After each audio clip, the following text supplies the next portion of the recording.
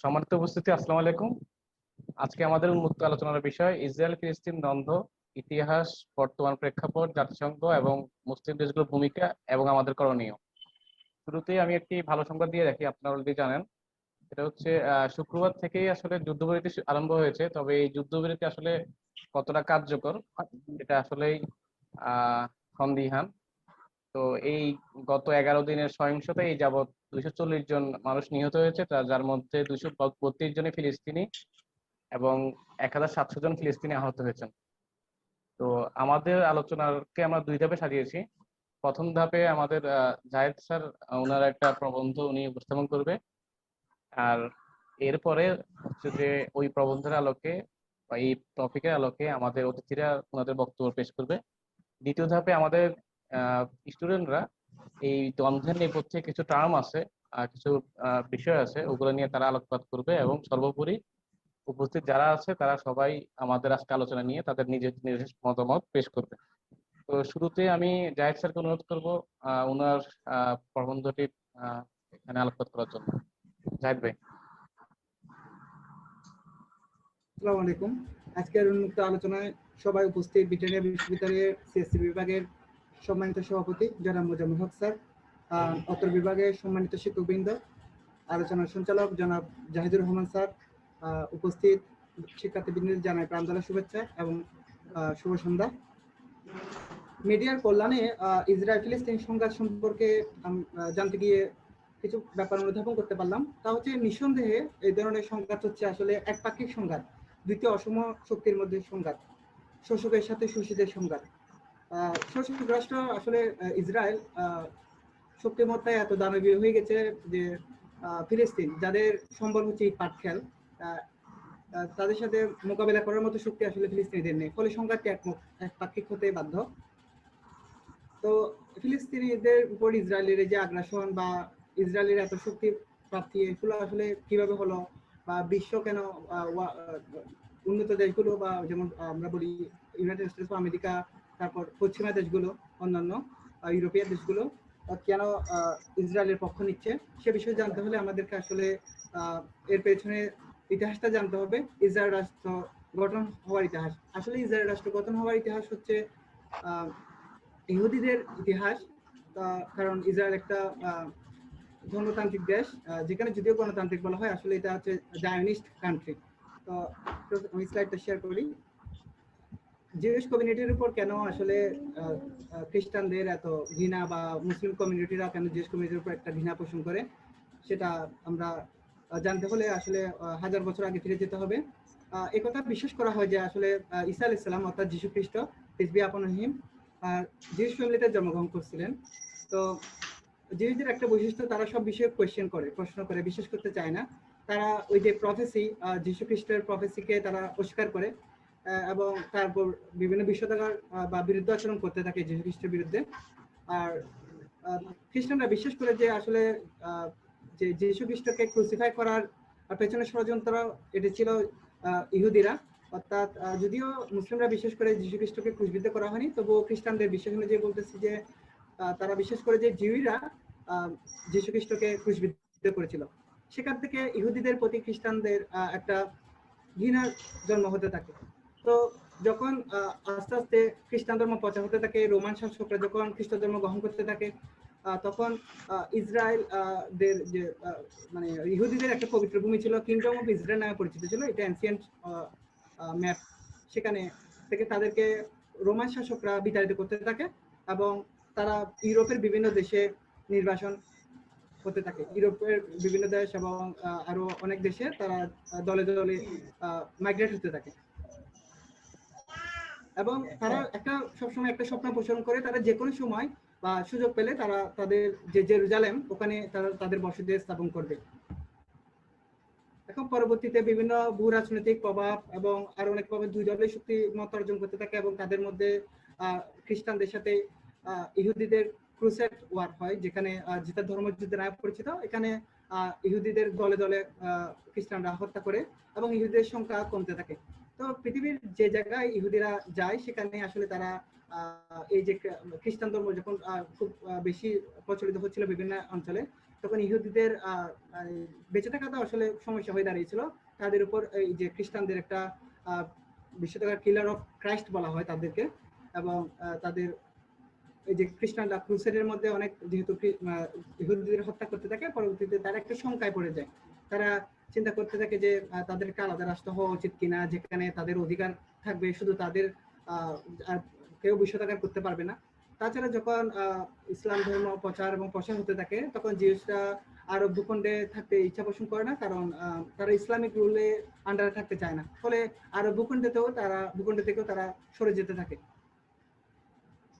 এবং পরবর্তীতে এই যে জিও এর উপর যে হেট্রেড অন্যান্য মুসলিম কমিউনিটি বলেন বা খ্রিস্টান কমিউনিটি বলেন, তাদের উপর যে তাদের শাসনে বা তাদের শাসনে না থাকতে চাওয়া, এটা আস্তে আস্তে তাদের একটা স্বাধীন, তাদের নিজস্ব রাষ্ট্র গঠনের দিকে নিয়ে যায়। এবং তারা নিজেদেরকে একটা আলাদা এথনিসিটি ভাবতে থাকে, অর্থাৎ তারা ওয়ার্ল্ডে কারোর সাথে মিশবে না, তারা নিজেরা থাকবে, নিজেদের একটা আলাদা কমিউনিটি গঠন করবে, নিজেদের আলাদা দেশ থাকবে, তারা নিজেদেরকে সেপারেট এন্টিটি হিসেবে ভাবতে থাকে। এবং তারা চিন্তা করতে থাকে যে তারা কোথায় মানে একটা নিজের আবাস তৈরি করবে, নিরাপদ আবাসস্থল হতে পারে। তো তারা জেরুজালেমকে নিয়ে নেয়, কারণ জেরুজালেমটা হচ্ছে আসলে সেমিটিক রিলিজিয়ন। আমরা যে তিনটা সেমিটিক রিলিজিয়নের কথা জানি, ইসলাম, খ্রিস্টিয়ানিটি এবং জুদাইজম বা ইহুদি, তারা এই যে তিনটা সেমিটিক রিলিজিয়নের পবিত্র তীর্থভূমি জেরুজালেম, যেটা মুসলমানদের প্রথম কেবলা ছিল। পরবর্তীতে কেবলা যখন মক্কার দিকে নিয়ে যাওয়া হয়, তার এই জেরুজালেমটা মুসলমানদের তৃতীয় পবিত্রতম তীর্থভূমি হিসেবে পরিচিত। এখন আল-আকসা মস্ক আছে। এবং খ্রিস্টানদের বিশ্বাস বা ঈসা আলাইহিস সালামের জন্ম জেরুজালেমে বেথলেহেমে। তারপর ইহুদিদেরও এখানে তাদের বিভিন্ন ধর্মীয় ব্যাপারে এই জেরুজালেমটা তাদের পবিত্র তীর্থভূমি নামে পরিচিত। এখন তারা চিন্তা করতে থাকে যে এই তীর্থভূমির দিকে তারা একটা স্বাধীন রাষ্ট্র গঠন করবে, এরকম একটা স্বপ্ন আছে। এখন এই জায়নিজম শব্দের প্রবক্তা বা এই ধরনের মতবাদ, অস্ট্রো হাঙ্গেরিয়ান জার্নালিস্ট থিওডর হালস, তার মতে যে ইহুদিরা তখনই নিজের পরিচয় খুঁজে পাবে, নিজে নিরাপদ বোধ করবে, যখন তাদের একটা আলাদা রাষ্ট্র থাকবে। এবং এই মতবাদ ইহুদিদের জন্য একটা আলাদা রাষ্ট্র গঠন করার যে মতবাদ, এটাই জায়নিজম নামে পরিচিত। তবে বর্তমানে ব্যাপারটাকে একটু গুলিয়ে ফেলা হচ্ছে যে কেউ যদি জায়নিজমের বিরুদ্ধে আচরণ করে, তাকে বলা হচ্ছে ইহুদিদের বিদ্বেষী। অর্থাৎ আপনি যদি ইসরায়েলের বিরুদ্ধে থাকেন, তার মানে আপনি ইহুদিদের বিদ্বেষী। অর্থাৎ অ্যান্টি জায়নিজমকে অ্যান্টি সেমিটিজমে রূপান্তর করা হয়েছে। আসলে এরা কেউ যদি ইসরায়েলের কোনো আগ্রাসনের বিরুদ্ধে বলে, তারা বলবে যে আপনারা ইহুদিদের বিরুদ্ধে কথা বলছেন। তো এই যে অস্ট্রো হাঙ্গেরিয়ান জার্নালিস্ট থিওডর হালস, তার যে তিনি বিভিন্ন লিফলেট ছাড়তে থাকেন। 1896 সালে তিনি জায়নিজমের পলিটিক্যাল মুভমেন্টের সূচনা করেন। আর তখন থেকে বিভিন্ন এই যে জেরুজালেমকে ঘিরে একটা রাষ্ট্র গঠন করার যে স্বপ্ন বিভোর, এটা ইহুদিদের একটা স্বপ্নে আস্তে আস্তে গড়ে উঠতে থাকে। তারা আস্তে আস্তে এই ড্রিমটাকে ফুলফিল করতে থাকে। অটোম্যান সাম্রাজ্য, যেখানে আসলে সকল ধর্মের মানুষরা আসলে সমান অধিকার পেত, তার একটা প্রমাণ হচ্ছে আসলে যখন ইহুদিরা ওই জেরুজালেমের আশেপাশে জায়গার মধ্যে মাইগ্রেট করতে থাকে, তারা যে মুসলিম, খ্রিস্টান এবং ইহুদিরা একই সাথে সুখে স্বাচ্ছন্দ্যে বসবাস করতে থাকে।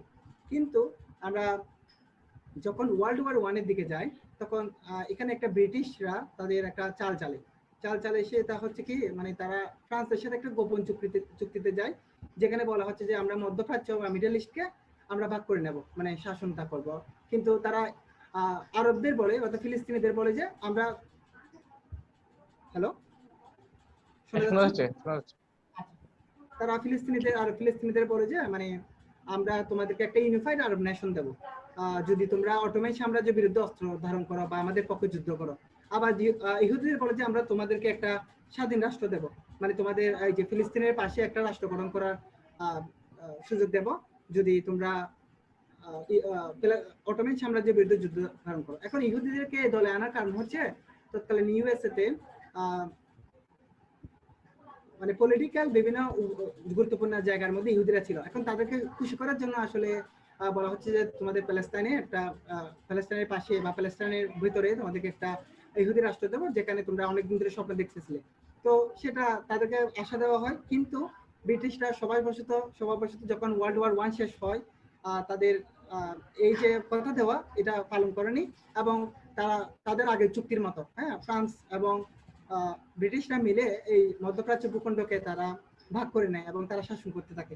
এরপর আসে রিপাবলিক অ্যান্টিসেমাইট, হিটলার, যিনি জার্মানির নাজি বা নাৎসি জাতীয়তাবাদী বিশ্বাসী, অর্থাৎ উনার মতে জার্মানরা হচ্ছে থিওরি অফ এভলিউশন অনুযায়ী সবচেয়ে কি বলবো যোগ্য মানুষ হিসেবে টিকে থাকার যোগ্য। তারা ইহুদিদের ইউরোপ থেকে বিতাড়িত অর্থাৎ জার্মানি থেকে বিতাড়িত করতে চায় এবং বলে যে এটাই জগতের নিয়ম, অর্থাৎ যোগ্যরা টিকে থাকবে এবং জার্মানরা টিকে থাকবে এবং জার্মানরা শাসন করবে। তো ইহুদিদেরকে দলে দলে জার্মানি থেকে বের করে দিতে থাকে, অনেককে মেরে ফেলতে থাকে। এটা জানা যায় যে 50 লক্ষ বা 60 লক্ষ ইহুদিদেরকে নাজি বাহিনী মেরে ফেলেছিল।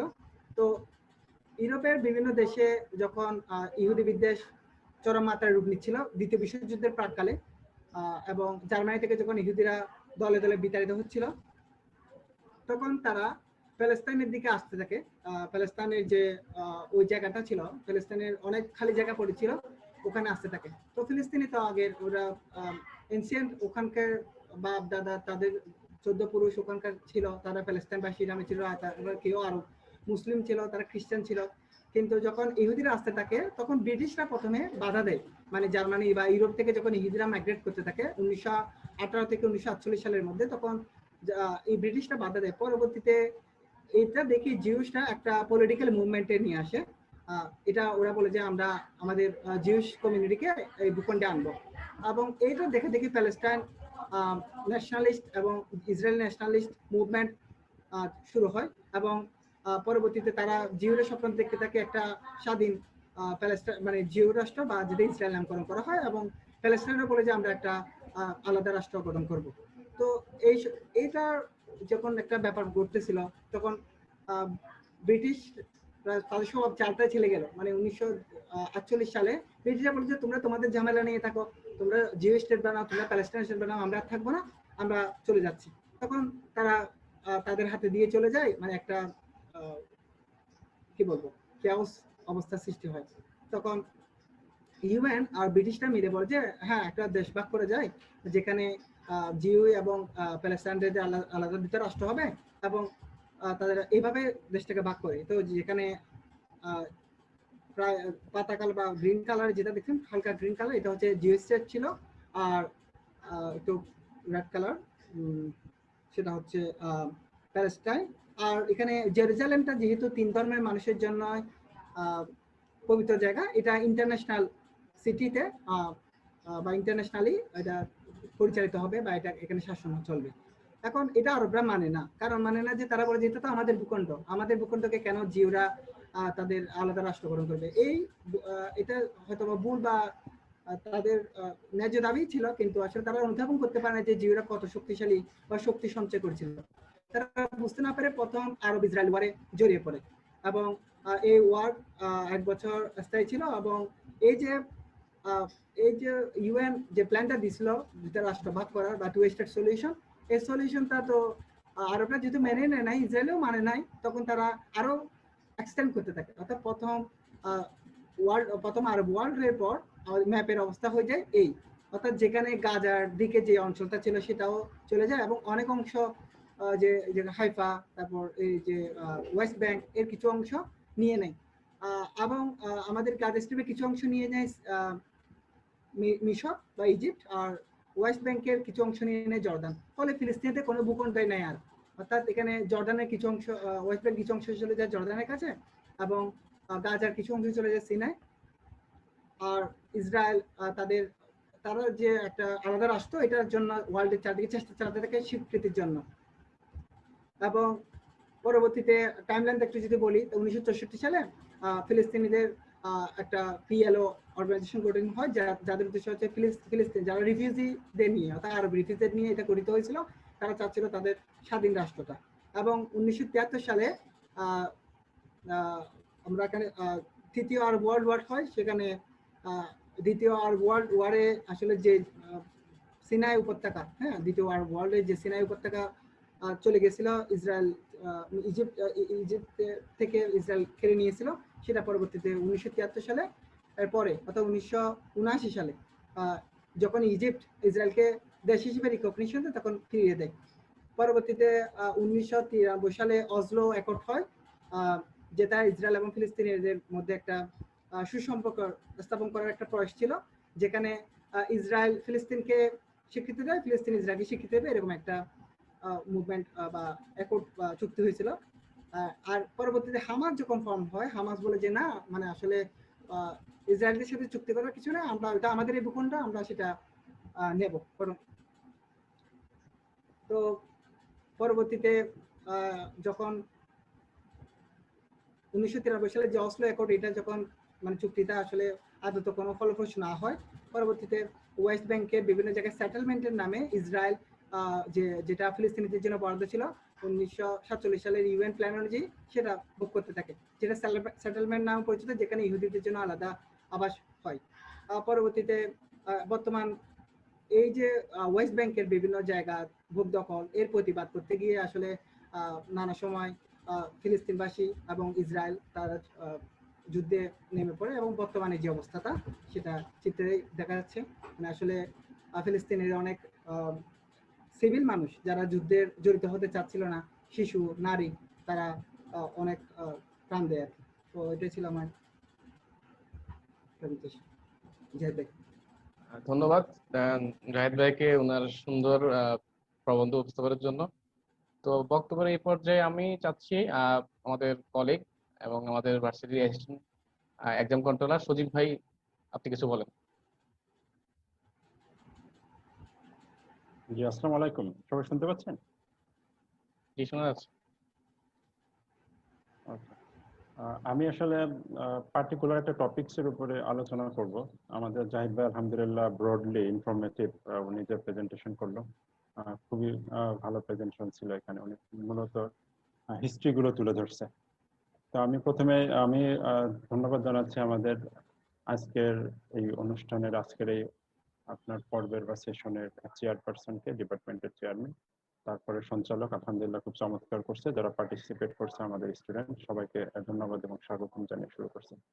আমি আমার জাস্ট পার্টিকুলার একটা টপিকস, যেটা আমরা বলি হট টপিকস, এটা হচ্ছে যে আল আকসা, মসজিদুল আল আকসা নিয়ে এত সমস্যা কেন ইহুদিদের ভিতরে, আর এইটা মুসলমানদের জন্য কি ইম্পর্টেন্স ক্যারি করে। আসলে আমরা মসজিদুল আকসাকে কেন এত ভালোবাসি, আমি একটু শেয়ার করতে চাচ্ছি স্ক্রিনটা। জি, শেয়ার করুন।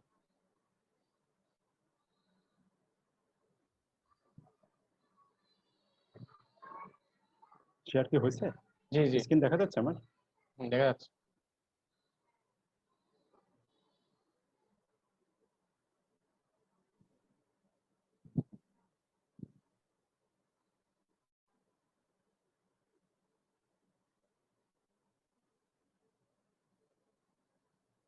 ওকে। তো এই যে আমাদের ইম্পর্টেন্সটা আমি চেষ্টা করব কোরআন এবং হাদিস থেকে রেফারেন্সের মাধ্যমে আমাদের এখানে তুলে ধরতে, কারণ আজকে এমন একটা সেন্সিটিভ টপিকস, এটা আমাদের নিজের মতো ইচ্ছা মতো করে কিছুই বলা যাবে না। যেমন আমরা স্টুডেন্টের কাছে অনেক কিছুই বলি গল্প করে, এই টপিকসে কোনো কিছুই আমার নিজেদের মতো করে বলা যাবে না। এটা ইসলামিক হিস্ট্রি, কোরআন এবং হাদিস থেকে বলতে হবে। তো আলহামদুলিল্লাহ আমরা ওই পথে আসছি। তো আমার টপিকসটা হচ্ছে importance of Al Aqsa mosque to Muslim ummah in the light of Quran and hadith. কেন আমাদের কাছে ইম্পর্টেন্স, এই কি অ্যাসপেক্ট গুলো বা ফিচার্স গুলো কি, কেন আমরা মসজিদকে এতটা ভালোবাসি। তো এখানে আমরা সবাই জানি এটা কতটুকু ইম্পর্টেন্ট ক্যারি করতেছে। তো এই মসজিদটার আরো কয়েকটা নাম আছে। আমরা কখনো বাইতুল মাকদিস বলে জানি, বাইতুল মুকাদ্দাস বলে জানি, বা শুধুমাত্র বাইতুল মুকাদ্দিস বলে আমরা জানি মসজিদটার নাম। The mosque has some significant aspect. সাধারণত স্কলাররা অনেকভাবে ভাগ করে থাকে, তার ভিতরে আজকে আমি 7টা অ্যাসপেক্ট বা 7টা ফিচার্স আলোচনা করবো এখানে সংক্ষেপে। তার ভিতরে প্রথমটা হচ্ছে কোরআনের ভিতরে সুস্পষ্টভাবে 2টা মসজিদের নাম উল্লেখ করা আছে। একটা হচ্ছে মসজিদুল হারাম, একটা হচ্ছে বাইতুল আকসা। এটা আমরা জানবো যে সূরাতুল ইসরা, যেটা আমরা বনি ইসরাইল নামে যে সূরাটা সবাই জানি, এটা পারার নাম্বার 15 এ আছে।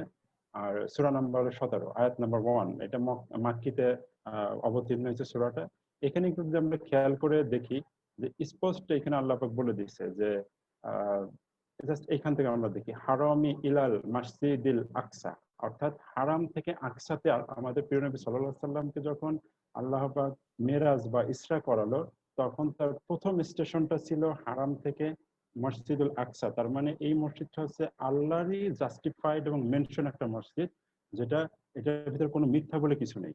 তো এজন্য আমরা এই মসজিদটাকে এত বেশি ভালোবাসি, মুসলমানদের কাছে বেশি ইম্পর্টেন্ট। যদি আমরা 2 নম্বর অ্যাসপেক্টে চলে যাই, এটা হচ্ছে যে সেকেন্ড মস্ক অফ দ্য ওয়ার্ল্ড, অর্থাৎ সারা পৃথিবীতে প্রথম মস্ক ছিল মসজিদুল হারাম, এরপর হচ্ছে এই মস্কটা সেকেন্ড মস্ক হিসেবে এস্টাবলিশ করা হয়েছে। নবী সাল্লাল্লাহু আলাইহি সাল্লামকে সাহাবীরা প্রশ্ন করলো যে নবী সাল্লাল্লাহু আলাইহি সাল্লাম আমাদের প্রথম মস্ক কোনটা বা আমাদের সেকেন্ড মস্ক কোনটা? তখন উনি বলল প্রথম মস্ক হচ্ছে মসজিদুল হারাম, যেটা আমাদের আদি পিতা আদম আলাইহিস সালামের হাতে ওটা শুরু হয়েছিল। এরপরে ওটাকে আবার রিফার্বিশ কনস্ট্রাক্টেড করা হয়েছে ইব্রাহিম আলাইহিস সালামের মাধ্যমে। আর সেকেন্ড মস্ক কোনটা যখন প্রশ্ন করবে, বলা হলো যে 40 বছর পরে সেকেন্ড মস্কটা হয়েছে, সেটা হচ্ছে মসজিদুল আকসা। আর এই আকসাটার এস্টাবলিশমেন্ট বলা হয় এটাও আদম আলাইহিস সালামের আমলেই শুরু হয়েছে, হয়তো উনি করছেন বা ওনার ছেলেরা করছেন, বাট এটাকে আবার রিকনস্ট্রাকশন বা আপনার রিফার্বিশ করা হয়েছে, এটা আমরা সবাই জানি। হযরত সুলাইমান আলাইহিস সালাম, এখানে অনেক সুন্দর সুন্দর ব্যাপার এখানে আছে, আমরা কোরআন হাদিস পড়লে কিভাবে ওটা উনি তৈরি করলেন। আর এই দুটার ভিতরে টাইম গ্যাপ ছিল 40 ইয়ার্স। তো এই জন্য এটা আমাদের কাছে গুরুত্বপূর্ণ, কারণ এটা সেকেন্ড মস্ক। তারপর হচ্ছে অরিজিন অফ মেনি মেসেঞ্জার্স, যেহেতু এটা ফিলিস্তিন ভূখণ্ডের ভিতরে এই মসজিদটা, এই ফিলিস্তিন এবং ফিলিস্তিনের আশেপাশে আমরা জানি ওনার ইয়া থেকে দেখলাম গ্রাফ থেকে যে সিরিয়া, জর্ডান, অনেক সুন্দর সুন্দর দেশগুলো এখানে আছে, যেগুলোকে আমরা শামস নামে জানি, আরবিক অর শামস। এই আশেপাশে এবং ফিলিস্তিন থেকে অসংখ্য মেসেঞ্জার বা নবী রাসূল সাল্লাল্লাহু আলাইহি ওয়াসাল্লাম আল্লাহ পাঠিয়েছেন। তাদের ভিতরে রয়েছেন হযরত জাকারিয়া আলাইহিস সালাম, উনি এখানে ইমাম হিসেবে দায়িত্ব পালন করছিলেন, পিস বি আপন হিম। তারপরে আমরা সবাই জানি ঈসা আলাইহিস সালাম, উনিও এখানে লিডারশিপে ছিলেন, পিস বি আপন হিম। 4 নম্বরে যদি আমরা চলে যাই, this is a station of Isra. Isra মানে হচ্ছে যে মিরাজের যে রাতের ভ্রমণ, the travel from Haram to আপনার বাইতুল আকসা। এটা একটা স্টেশন, নবী সাল্লাল্লাহু আলাইহি সাল্লামকে ওখানে আল্লাহ তার বিশেষ মিরাকলের মাধ্যমে ওখানে নিয়েছিল। এবং কোরআন হাদিস এবং অসংখ্য মুহাদ্দিস এবং আপনার সাহাবী এবং আপনার ইসলামিক স্কলারের রিসার্চ যেটা বের হয়েছে, ওখানে নবী সাল্লাল্লাহু আলাইহি সাল্লাম সমস্ত নবীদের এবং রাসূলদের অ্যাজ এ লিডার হিসেবে ওখানে ইমামতি করা হয়েছিল। তো এই জন্য আমাদের কাছে এই মসজিদটা এত গুরুত্বপূর্ণ। যদি 5 নম্বরে চলে যায়, দিস ইজ দ্য ফার্স্ট কিবলা অফ এ মুসলিম। নবী সাল্লাল্লাহু আলাইহি সাল্লাম যখন নামাজ আল্লাহ ওনাকে দিলেন, নামাজ উনি পড়া শুরু করলেন, উনি কিন্তু আকসাকেই আমাদের সেন্টার পয়েন্ট হিসেবে ধরেই নামাজ পড়ছিলেন। ইভেন যখন উনি মক্কা থেকে মদিনাতে হিজরত করে চলে যান, প্রায় 16 থেকে 17 মাস উনি নামাজ পড়ছেন আকসার দিকে ফিরে। কিন্তু যেহেতু মক্কা থেকে মদিনায় উনি চলে গেছেন, মক্কার যে হারাম ছিলেন, ওই মসজিদুল হারামের প্রতি ওনার এত ভালোবাসা ছিল, উনি মাঝে মাঝে উদার দৃষ্টিতে ওদিকে তাকাই থাকতেন। তখন আল্লাহ গ্রান্ট করেছে তার বন্ধুকে যে হ্যাঁ, তুমি এখন থেকে হারামের দিকে নামাজ পড়তে পারো। নাম্বার 6, হোস্ট অফ হাসর। এখানে বলা হচ্ছে যে আমাদের যে হাসর হবে, অর্থাৎ আফটার কিয়ামা যে অ্যাসেম্বলি পয়েন্ট যেটা হবে, সেটা হবে এই মসজিদুল আকসা বা মসজিদুল আকসাকে সেন্টার করে আশেপাশে এই অঞ্চলটাতেই আমাদের হাসরের ময়দান হবে। সেই জন্য এটা অত্যন্ত গুরুত্বপূর্ণ আমাদের কাছে। আর লাস্ট অন, এটা হচ্ছে আমার মতে লাস্ট অন হচ্ছে রিওয়ার্ড অফ সালাহ ইন মসজিদুল আকসা। আমরা সবাই জানি মসজিদুল হারামে নামাজ পড়লে আল্লাহ অসংখ্য গুণ আমাদেরকে ওখানে সওয়াব দেয়। ইভেন মসজিদুল আকসাতেও যদি আমরা নামাজ পড়ি, এটাও জাস্টিফাইড। বিভিন্ন স্কলারের কথা, 250 গুণ থেকে এটা 1000 গুণ পর্যন্ত আমাদের কাছে নামাজের সওয়াব হবে। এই ছিল আমার কাছে 7টা মূলত ফিচার্স। তবে একটা ভবিষ্যৎবাণী নবী সাল্লাল্লাহু আলাইহি ওয়াসাল্লাম পড়ে গেছেন, সেটা হচ্ছে কিয়ামতের আগে মসজিদুল আকসার প্রতি মানুষের এত বেশি মনোনিবেশ হবে, অনেকটা মসজিদুল হারামের দিকে মনটা ডাইভার্ট হয়ে মসজিদুল আকসার দিকে চলে যাবে। আই এম অ্যাফ্রেড যে আমরা মনে হয় অনেকটা সেই সময় চলে আসছি, আমরা এখন মসজিদুল আকসার দিকে চলে যাচ্ছি। তবে আলহামদুলিল্লাহ অনেক এরপরে আল্লাহ আমাদেরকে অনেক গাইডলাইন দিয়ে দিছে, ওয়ান আফটার অ্যানাদার কি হবে না হবে আমরা একসময় এটাকে আবার রিকভারি করবো ইনশাল্লাহ। এটা শুধু সময়ের ব্যাপার। তবে আমরা এখন যারা আছি কিছু করতে পারছি না, দোয়া করতে পারি আল্লাহর কাছে কায়মান বাক্যে যে আল্লাহ আমাদের মসজিদুল আকসাকে সেভ করুক। এখন আমি যে কথাগুলো বললাম, একটু কাইন্ডলি আমি স্লাইডটা আমাদের সঞ্চালককে আমি দিয়ে দেবো, যদি কারো প্রয়োজন হয় নিতে পারবেন। এখানে দেখেন ইনফরমেশন অ্যাভেলেবেল আছে, ইউটিউবে একটা লিঙ্ক দিয়ে রাখছি আমি। আসন্না ফাউন্ডেশনের চেয়ারম্যান উনি আহমাদুল্লাহ, ওনার গুরুত্বপূর্ণ আলোচনা আপনি এটা পাবেন। এবং আরো অনেকের আলোচনার মাধ্যমে জাস্টিফাইড করে নিতে পারবেন যে আলোচনাটা সঠিক কিনা। আমি এখানে লিঙ্ক দিয়ে দিছি। তো আমি প্রথম স্পিকারের কথাতে একটু জাস্ট আমি অ্যাড করব। উনি মাশাআল্লাহ খুব সুন্দর করে বলছে। উনি একটা জায়গায় একটা লাইন বলছে যে যদিও মুসলিমরা বিলিভ করে যে ঈসা আলাইহিস সালাম পিস বি আপন হিম কে ক্রুসিফাইড করা হয়নি, আসলে খুব চমৎকার উনি বলছে, বাট আমাদের সন্দেহের কোনো অবকাশ নেই। যদি আমি সন্দেহ করি তাহলে এটা আল্লাহর ডিসিশনের এগেইনস্টে চলে যাবে, বিকজ অফ আল্লাহ স্পষ্ট সূরা নিসা আয়াত নাম্বার 157 ভার্স নাম্বার 4 আল্লাহ স্পষ্ট করে বলে দিছে যে they think they kill Jesus the son of Mary, but the messenger of Allah, but they killed him not, because they did not kill him. Allah took him over. Allah তাকে তুলে নিছে, আল্লাহ তার কাছে তুলে নিছে, তাকে কেউ মেরে ফেলেনি, বাট তারা মনে করে যে মেরে ফেলছে। এটা হচ্ছে আমাদের জন্য, বিলিভারদের জন্য message, those who love to read the Quran, যারা কোরআন পড়বে এবং কোরআন বুঝবে তাদের জন্য আল্লাহ স্পষ্ট আবারও আমি বলে দিচ্ছি, চ্যাপ্টার নাম্বার 4 আপনার সূরাত নিসা, যেটা উইমেন বলে আমরা জানি, এবং আয়াত নাম্বার হচ্ছে 157। যারা কোরআন তেলাওয়াত করতে পারেন আলহামদুলিল্লাহ, আয়াত নাম্বার 157 ওখানে যে দেখবেন আল্লাহ স্পষ্ট করে দিছে যে ঈসা আলাইহিস সালামকে কেউ মারেনি, তারা রং পারসনকে মারছে এবং তারা মনে করে যে মেরে ফেলছে, বাট আল্লাহর কাছে আল্লাহর বিশেষ কারিশমা মিরাকলে গায়েবীভাবে আল্লাহ তুলে নিছে, and he will be back. আমরা জানি যে সে আল্লাহর রহমতে আবার আসবে দুনিয়াতে। তো এই ছিল আমার কাছে, আর ধন্যবাদ সবাইকে যে আমার কথা সবাই মনোযোগ দিয়ে শোনার জন্য। আসসালামু আলাইকুম। ওয়ালাইকুম আসসালাম। ধন্যবাদ সজীব ভাইকে, উনি খুব তথ্যবহুল একটা স্লাইড আমাদের কাছে প্রেজেন্ট করেছে। আমরা আলোচনা এই পর্যায়ে মাসুম বকল ভাইয়ের কাছে ওনার মতামত জানতে যাচ্ছি। মাসুম বকল ভাই। আসসালামু আলাইকুম ওয়া রাহমাতুল্লাহ। আউযু বিল্লাহি মিনাশ শাইতানির রাজিম। বিসমিল্লাহির রহমানির রহিম। কথা শোনা যাচ্ছে আমার? হ্যাঁ, শোনা যাচ্ছে। আচ্ছা। তো আজকে আসলে আমি যে বিষয় নিয়ে কথা বলতাম, মানে যে বিষয়গুলো আমি অ্যাকচুয়ালি কোড করে রেখেছি, সো আনফরচুনেটলি আমাদের এক্সাম কন্ট্রোলার সাহেব সবগুলো পয়েন্ট আসলে ওই ভিডিওটা অ্যাকচুয়ালি আমি ওইটাই অ্যানালাইসিস করে পয়েন্ট আউট করেছিলাম।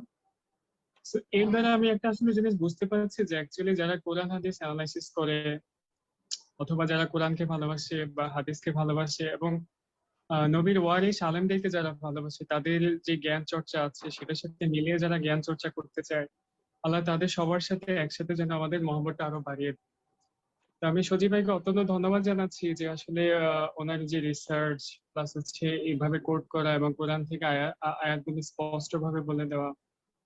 তো এখান থেকে এরকম একটা পজিশন যিনি হোল্ড করছেন, তিনি যদি এইভাবে সময় বের করে তারপর হচ্ছে আমাদের জন্য সময় নিয়ে স্লাইড বের করতে পারেন, স্লাইড তৈরি করতে পারেন এবং হচ্ছে তার আলোচনাগুলো শেয়ার করতে পারেন, আমরা যারা আছি এবং আমাদের বিশেষ করে স্টুডেন্ট যারা আছে, হ্যাঁ, এখানে আমাদের আজকে আমি অনেকগুলো বিষয় অ্যাকচুয়ালি কোট করতাম, বাট আমাদের সময় গেছে, তো বেশিক্ষণ কথা বলবো না এবং আমার পয়েন্ট গুলো যেটা ম্যাক্সিমাম বলা হয়ে গেছে অত বেশি বলবো না।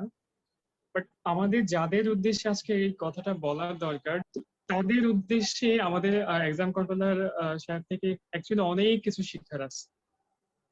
উনি যদি এই পজিশনে থেকে বা এত কাজের মধ্যে দিয়ে এই অ্যানালাইসিস গুলো রিসার্চ গুলো করতে পারে, তাহলে অ্যাকচুয়ালি আজকে আমাদেরই জেনারেশন আমরা কি করছি অথবা আমরা ওই সেম লেভেলে অ্যানালাইসিস করার মানসিকতাটা কি রাখি কিনা, that's a very big question. যাই হোক, আমি সবাইকে ধন্যবাদ জানাচ্ছি, বিশেষ করে আজকে সঞ্চালক যিনি আছেন এবং এই অনুষ্ঠানের আইডিয়া যিনি যার, এবং আমাদের বিভাগের সম্মানিত চেয়ারম্যান স্যার থেকে আমার ফ্যাকাল্টি থেকে আরম্ভ করে সকলেই স্টুডেন্টকে আন্তরিকভাবে ধন্যবাদ জানাচ্ছি এবং অত্যন্ত সাহসিকতার পরিচয় দিয়েছে এই সময়ে আমরা এই ধরনের টপিক নিয়ে ডিসকাস করতে পারছি। তো আল্লাহ আমাদের এই ধরনের ইভেন্ট গুলাকে প্লাস হচ্ছে আমাদের এই প্রচেষ্টা গুলাকে কবুল করুক। সেই সাথে আমরা অনেকেই কিন্তু অনেকগুলো মেটার নিয়ে অনেক সময় ডিসকাস করে থাকি যে অ্যাকচুয়ালি এখানে বসেও যে আমরা ফেসবুকে যারা হ্যাশট্যাগ দিয়ে হচ্ছে বিভিন্ন সময় আমরা আন্দোলন করে থাকি, মারাত্মক আন্দোলন, ফেসবুকে আন্দোলন, হ্যাঁ, বা হচ্ছে অনেক সময় যে আমরা হ্যাশট্যাগ বা ইউটিউবে অথবা হচ্ছে আমরা বিভিন্ন পণ্য বর্জন করে যে ধরনের এগুলা করি, সেটা হচ্ছে প্রত্যেকের জায়গা থেকে যার যতটুকু সামর্থ্য আছে সে অনুযায়ী কিন্তু করে থাকে। তো সেখানে পজিটিভ এবং নেগেটিভ দুই ধরনের কমেন্টই কিন্তু হয়ে থাকে। তো এই ধরনের কমেন্টে বা এই ধরনের কার্যকলাপের ক্ষেত্রে আমরা কিন্তু ইব্রাহিম আলাইহিসসালাম যখন হচ্ছে আগুনে ফেলে দেওয়া হয়েছিল, তখন তিনি যে দোয়া করছিলেন এবং সেই সময় কিছু ছোট্ট ছোট্ট প্রাণীর যে ঘটনাগুলো ছিল আমরা কিন্তু সেখান থেকে শিক্ষা নিতে পারি। আমরা জানি, ইতিহাস জানি, আমরা সেখান থেকে ব্যাঙের কথা জানি, আমরা মাকড়সার কথা জানি, অন্যান্য ঘটনায় আমরা টিকটিকির কথাও শুনেছি। এই ক্ষুদ্র প্রাণীগুলোর তখনকার প্রচেষ্টা কি ছিল, তাই না? ফেরেশতাদের সাথে তাদের কথোপকথনটা কি ছিল?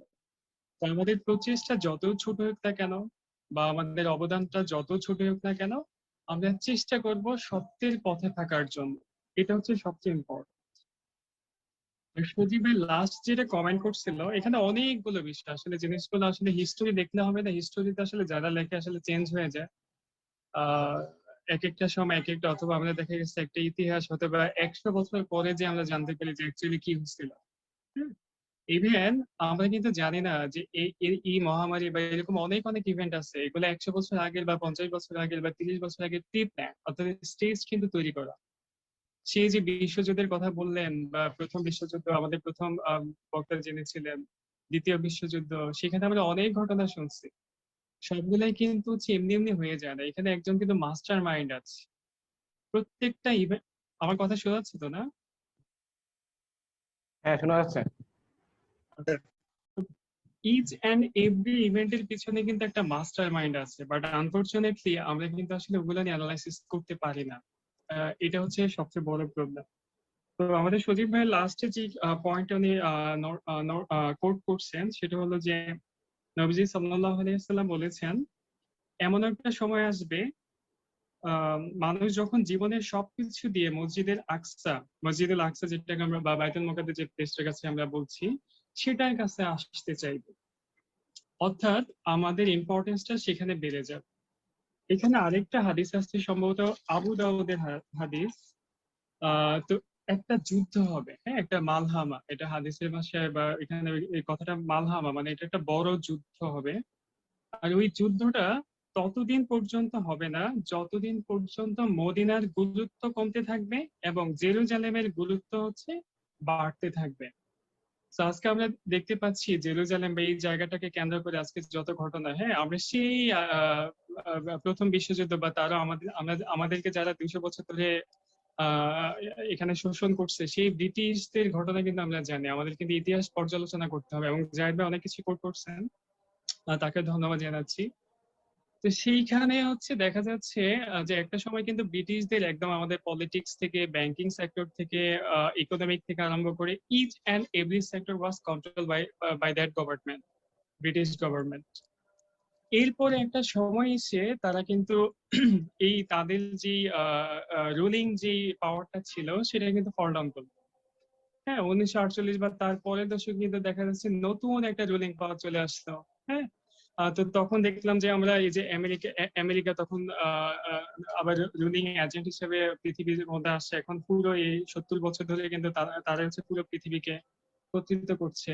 হ্যাঁ, IMF, ইন্টারন্যাশনাল মনিটরিং ফান্ড, জাতিসংঘ, অর্থাৎ যেখান থেকে আমার সিঙ্গেল কমান্ডে হচ্ছে আমি পুরো পৃথিবীকে চালাবো। সেখানে আসলে বিস্তারিত আলোচনা আছে, আমি অ্যাবস্ট্রাক্ট ভাবে কথা বলছি, আমি একটু বাইরে যাব। আর স্টুডেন্টদের উদ্দেশ্যে কথাগুলো বলার দরকার ছিল, অনেক বলার কথা ছিল, যেহেতু পার্টিসিপেন্ট কম, তো আসলে অত সময় নষ্ট করব না। তো এই যে জিনিসগুলো, হ্যাঁ, এই যে ব্রিটিশ সাম্রাজ্য থেকে আরম্ভ করে তারা হচ্ছে জেরুজালেমে একটা ছোট্ট একটা আহ এখানে আশ্রয় দেওয়া, তারপরে হচ্ছে আমেরিকা বা তাদেরকে বা পুরো বিশ্বের যারা স্পেশালি ইউরোপে যারা বড় বড় আছে তাদেরকে এইভাবে সহায়তা করা। হ্যাঁ, এর পিছনে কারণ এই যে আমরা বলছিলাম প্রথম একটা ক্লু, মাস্টার মাইন্ড। এর পিছনে মাস্টার মাইন্ড কে, এইটা কিন্তু আমাদের কিন্তু খেয়াল রাখতে হবে। ছোট্ট এই জাতিটা কিভাবে এরকম হইলো, হিটলারের কথা আমার মনে হয় সবারই মনে আছে। হিটলার খুব সুন্দর একটা কথা বলছিল যে আমাকে নিয়ে সবাই পরে অনেক কথা বলবে, কিন্তু আমি যে ইহুদিকে কেন মারছিলাম, আমি কিছু ইহুদি বাঁচিয়ে রাখছি যাতে হচ্ছে পরে জাতিগুলা জানতে পারে যে অ্যাকচুয়ালি এরা কি ছিল। আমরা কিন্তু এখন সেখান থেকে কিন্তু শিক্ষা নিতে পারি। এবং আরো একটা মজার বিষয়, পবিত্র কোরআনুল মাজিদে আল্লাহ তাআলা কিন্তু স্পষ্ট ভাবে বলেছেন, তোমরা ইহুদি এবং খ্রিস্টানদের বন্ধুরূপে গ্রহণ করো না। তো এই যে একটা কথা, কেন করবো? হ্যাঁ, পরের আয়াতে কিন্তু বলতেছে, অথবা আয়াতের শেষাংশে বলছে যে তারা একে অপরের বন্ধু। অর্থাৎ ওই ইহুদি এবং খ্রিস্টান তারা কিন্তু একে অপরের বন্ধু। হ্যাঁ, বাট তারা দেখেন আজকে এই যে বিভিন্ন ভাবে যে আজকে ডেমোক্রেটিক বা সেকুলারিজম বা বিভিন্ন এই যে কনসেপ্ট আমাদের মধ্যে ঢুকিয়ে দেখা গেছে যে আজকে 57টা রাষ্ট্র হয়ে গেল, এবং একটা রাষ্ট্র আরেকটা রাষ্ট্রের সাথে কোনো মিল মহব্বত নাই। হ্যাঁ, আজকে একটা মুসলিম দেশে কিছু হলে আরেকটা মুসলিম দেশ এগিয়ে আসবে, উল্টো দেখা যাচ্ছে কি বিভিন্ন দেশ হচ্ছে বা মধ্যপ্রাচ্যে বিভিন্ন দেশ দেখা যাচ্ছে ইসরায়েলের সাথে শান্তি চুক্তি করছে। হ্যাঁ, তো এই সব কিছুর পিছনে আসলে এটা একটা কন্টিনিউয়াস প্রসেস। হ্যাঁ, ওই যে আলফ্রেড নোবেলের হচ্ছে ডিনামাইট আবিষ্কার, অথবা হচ্ছে আইনস্টাইনের সেই সূত্র, হ্যাঁ, জাপানের সেই হিরোশিমা এবং নাগাসাকিতে হচ্ছে সেই পারমাণবিক বিস্ফোরণ, এবং আমি একটু আগে যেটাই কোট করলাম, মালহামা যে যুদ্ধটা হবে সেটাতে আবার নবীজি একটা হাদিস তো বলছেন সাল্লাল্লাহু আলাইহি সাল্লাম, যে একটা যুদ্ধ হবে যেখানে হচ্ছে 100 জন সৈন্যের মধ্যে 99 জন সৈন্য কিন্তু মারা যায়। So out of 100 99 will die. কিভাবে সম্ভব, তাই না? তো সেই যুদ্ধটা আপনার মনে কি মনে হয় এমনি এমনি হবে? আমার তো মনে হয় সেটা হচ্ছে এরকম বিশাল ভয়ঙ্কর একটা পারমাণবিক যুদ্ধই হবে, তাই না? এখন সেই জায়গা থেকে এই যে আমি যে মাস্টার মাইন্ডের কথাগুলো বলছিলাম, হ্যাঁ, এই মাস্টার মাইন্ড অ্যাকচুয়ালি হচ্ছে দাজ্জাল। হ্যাঁ, যে কারণে নবীজি সাল্লাল্লাহু আলাইহি সাল্লাম প্রত্যেক ফরজ নামাজের শেষে সালাম ফিরানোর আগে কিন্তু এই দাজ্জালের ফিতনা থেকে, আল্লাহুম্মা ইন্নী আউযু বিকা মিন ফিতনাতিল মাসিহিদ দাজ্জাল, হ্যাঁ, এই দাজ্জালের ফিতনা থেকে বাঁচার জন্য কিন্তু দোয়া করছে এবং আমাদেরকে এটা দোয়া করার জন্য শিখিয়ে দিয়েছে। এবং এই মাস্টার মাইন্ড দাজ্জাল যিনি আছেন, উনি কিন্তু ওই জেরুজালেম থেকেই আসবেন। এবং এখানে আরো বিস্তারিত অনেক ঘটনা, এই যে আজকে যে সিরিয়া, এটা হাদিসের ভাষাটাকে শাম বলা হতো, শাম দেশ। হ্যাঁ, এখানে সিরিয়া, জর্ডান, লেবানন, ফিলিস্তিন, হ্যাঁ। তো এটা নিয়ে হচ্ছে বিস্তারিত এরিয়াটা নিয়ে হচ্ছে শাম দেশ, যদিও এটাকে এখন অনেকে হচ্ছে সিরিয়া হিসেবেই ধরে। হ্যাঁ, তো এইখানে আসলে আমাদেরকে কিয়ামতের আগে অর্থাৎ এই যে জেরুজালেম বা হচ্ছে যে বাইতুল মুকাদ্দাস আমাদের কাছে যে একটা ইম্পর্টেন্ট জায়গা হয়ে উঠবে, কেন উঠবে? কারণ একটা সময় একটা আগুন আমাদেরকে ধাওয়া করবে, যার মাধ্যমে আমরা কিন্তু সবাই ওই জায়গাটা যাব। এবং ওইখানেই কিন্তু হচ্ছে ইমাম মাহাদি আসবে। মালহামা যুদ্ধ না হলে তার মাহাদি আলাইহিসসালাম আসবে না। হ্যাঁ, মাহাদি আলাইহিসসালাম যখন আসবে, আবার হচ্ছে ঈসা আলাইহিসসালামও কিন্তু ওই এখানে এসে জেরুজালেমের মধ্যেই কিন্তু ওই দাজ্জালকে হত্যা করবে। তো জেরুজালেমটা কিন্তু সৃষ্টির শুরু থেকে, যেরকমটা সজীব ভাই কোট করছিলেন, যেটা হচ্ছে আমাদের প্রথম কেবলা এবং দ্বিতীয় মসজিদ, এবং পবিত্র কোরআনে হচ্ছে দুইটা মসজিদের সম্পর্কে বলা হয়েছে।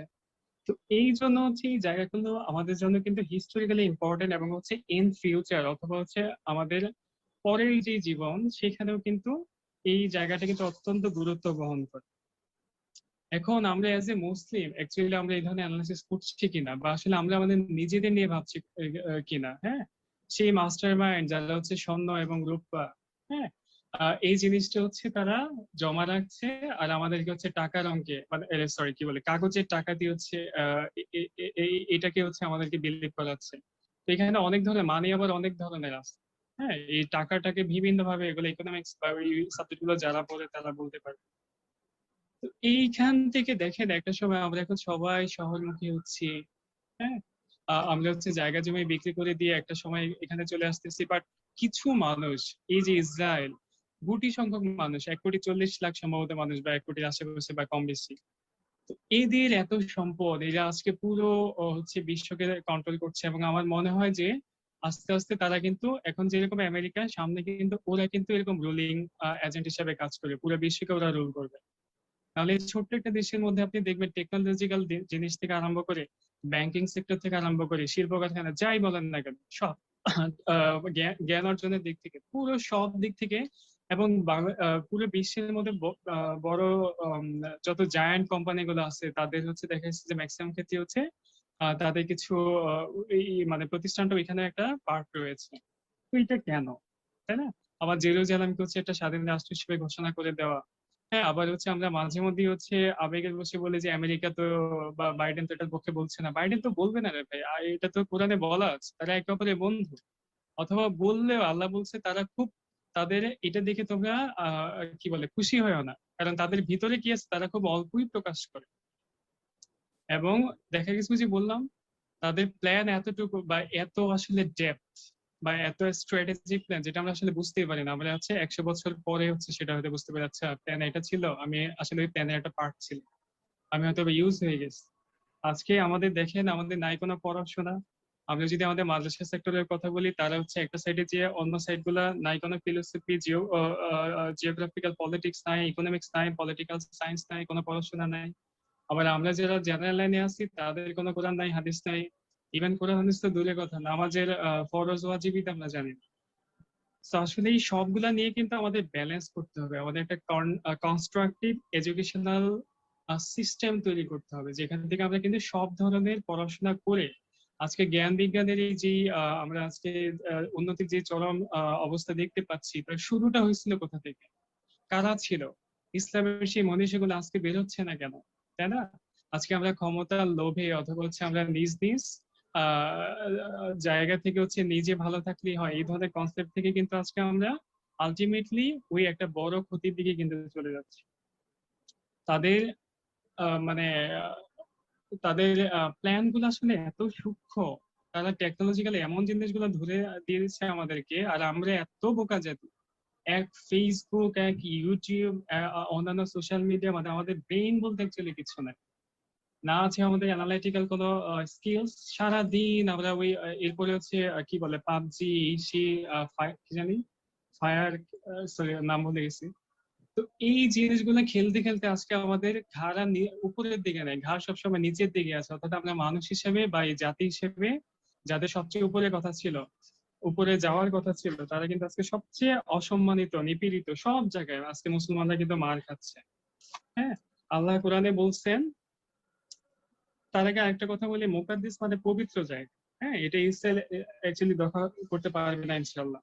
আল্লাহ পবিত্র কোরআনে বলছেন, যদি তোমরা আল্লাহকে সাহায্য করো, আল্লাহ তোমাদের সাহায্য করবে। আল্লাহ এটাও বলছেন, মুমিনদেরকে সাহায্য করা আল্লাহর উপরে ওয়াজিব হয়ে যায়। হ্যাঁ? তো এই জিনিসগুলো, অর্থাৎ এগুলা যে আছে কোরআনে, যে আছে, তো আমাদের সাথে কোরআনের তো রিলেশন নাই, হাদিসের তো কোনো রিলেশন নাই।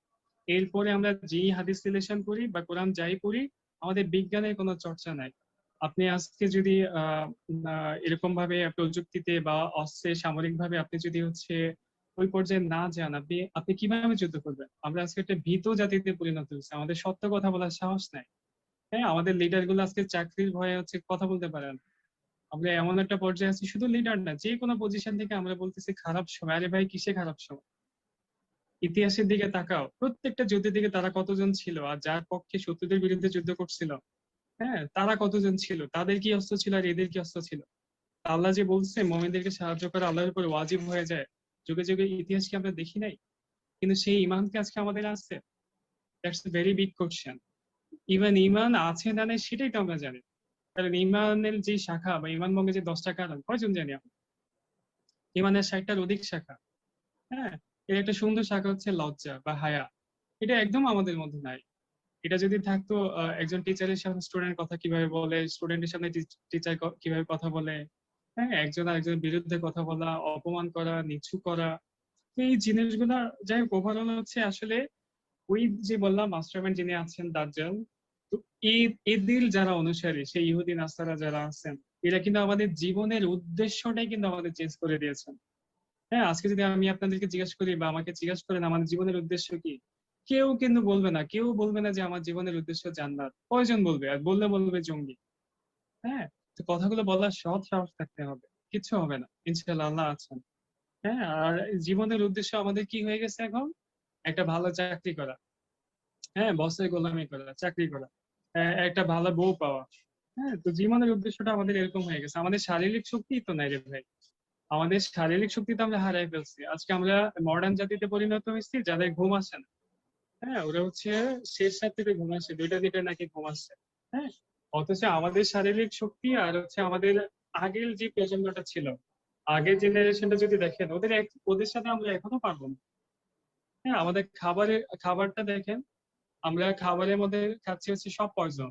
হ্যাঁ, আমরা এই যে বার্গার থেকে আরম্ভ করে ইত্যাদি ইত্যাদি ইত্যাদি, হ্যাঁ, এই যে কেএফসি বিএফসি ইত্যাদি ইত্যাদি, এই যে আমরা এগুলো খাবারগুলো খাচ্ছি, আজকে আমাদের মধ্যে ডাক্তার জাহাঙ্গীর কবিরের মতো কয়জন ডাক্তার আছে এরকম সৎ সাহস দিয়ে সুন্দরভাবে আমাদেরকে সাজেশন দিবে? রাজশাহী সেই ডাক্তার ফাতেমা আক্তারের মতো কয়জন ডাক্তার আছে যিনি হচ্ছে আমাদেরকে সৎ সাহস করবে, এভাবে কথাগুলো বলবে? হ্যাঁ, আর আমরা কয়জনই আছি যে এই ধরনের মানুষগুলোকে চিনি বা খোঁজ খবর রাখি? তো এই ওভারঅল এই সবগুলা জিনিস দিয়ে আমাদের অ্যানালিটিক্যাল স্কিলসটা কাজে লাগাতে হবে। হ্যাঁ, আমাদেরকে হচ্ছে শুধু গল্প উপন্যাস পড়লে হবে না, আমাদের নবীজির জীবনী পড়তে হবে, আমাদের ইসলাম চর্চা করতে হবে। এবং আমরা যারা প্রযুক্তিতে আছি, আমাদের নলেজটাকে এই প্রযুক্তি মানে ইসলামের জন্য কাজে লাগাতে হবে। হ্যাঁ, আমাদের সবকিছুতে দক্ষতা অর্জন করতে হবে, পারি আর না পারি অ্যাটলিস্ট চেষ্টাটা করতে হবে। হ্যাঁ, তো এই ছিল আমার কথা। আহ এবং আজকের অনুষ্ঠানে যারা যেভাবে বলছেন, যারা কোরআন থেকে কোট করছেন এবং বাকি যারা বলবেন, সবাইকে আল্লাহ এই কোরআনের জন্য কবুল করে নিক। আমরা যাতে সবাই এক হয়ে চলতে পারি, আমরা যাতে কোনো একে অপরের সাথে মতানৈক্য সৃষ্টি করে আমরা যাতে ঐক্যের ভিত্তিতে চলতে পারি, আমরা যেন মানে অনেকগুলা কি বলে কমিউনিটি বিভক্ত না হয়ে যায়, আমরা যারা নিজেরা একটা কমিউনিটি তৈরি করতে পারি, যারা নিজেদের বন্ধু হবে, যারা নিজেদের কাজকে সহায়তা করবে, কাজে সহায়তা করবে। তো ধন্যবাদ সবাইকে, সবাই ভালো থাকবেন। আল্লাহ হাফেজ, আসসালামু আলাইকুম ওয়া রাহমাতুল্লাহ। ওয়ালাইকুম আসসালাম। ধন্যবাদ মাসুম ভাই, অনেক তথ্যবহুল এবং অনুপ্রেরণামূলক বক্তব্য দেওয়ার জন্য। আমরা এখানে যে মেইন পয়েন্টটা উপলব্ধি করছি আমাদের শিক্ষার্থীদের উদ্দেশ্যে, সেটা হচ্ছে যে আমাদের কারিকুলামের বাইরে অবশ্যই আমাদের মানে বিভিন্ন বিষয় নিয়ে অ্যানালাইসিস করতে হবে। সেটা এমনকি যে তথ্যটা আমি পাচ্ছি ওইটা আসলে কি ওইটা অথেন্টিক কিনা ওইটা আমাদের অ্যানালাইসিস করতে হবে। তো আর ব্রেন তো হচ্ছে যত বেশি আমি ইনফরমেশন দিব ব্রেন ওটা অ্যাকসেপ্ট করবে। মানে আমি যদি প্রোডাক্টিভ হতে চাই অবশ্যই আমাকে ব্রেনকে ট্রেনিং করতে হবে সবসময়ের জন্য। তো আমরা আলোচনার এই পর্যায়ে আমাদের শ্রদ্ধেয় রিতা ম্যামকে আমন্ত্রণ জানাচ্ছি ওনার বক্তব্য পেশ করার জন্য। ম্যাডাম।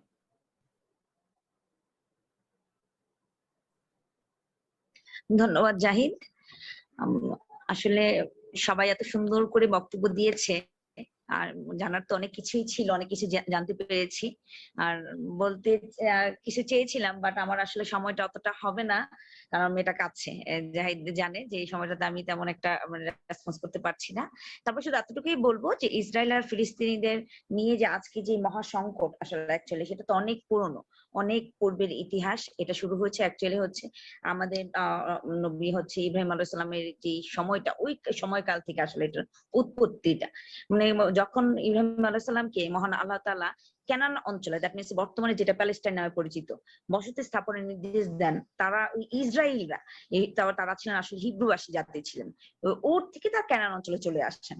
আর এই কেনান অঞ্চলে যখন আসে, তারা এই জায়গাটাকে আল্লাহর থেকে তারা মনে করে যে এটা স্রষ্টা থেকে প্রাপ্ত তাদের একটা নির্দিষ্ট একটা ভূমি, তারা তাদের নিজেদের প্রমিস ল্যান্ড মনে করে। পরবর্তীতে তারা এখানে বসতি স্থাপনের জন্য এই ফিলিস্তিন এবং ইসরায়েল যে বিভিন্ন ধরনের সংকট দেখা দিয়েছে, তুরস্ক প্রথম বিশ্বযুদ্ধের পর সময় যখন তুরস্কের নিকট থেকে এই ব্রিটিশরা এই ইসরায়েল প্যালেস্টাইন অঞ্চলের শাসনভার যখন গ্রহণ করে নেয়, তখন মূলত হচ্ছে এই যারা ইসরায়েলি যারা ছিলেন প্রথম বিশ্বযুদ্ধের সময় ব্রিটেনের একটা সংকট, একটা সমগ্র অবস্থা একটা সংকট দেখা দেয়।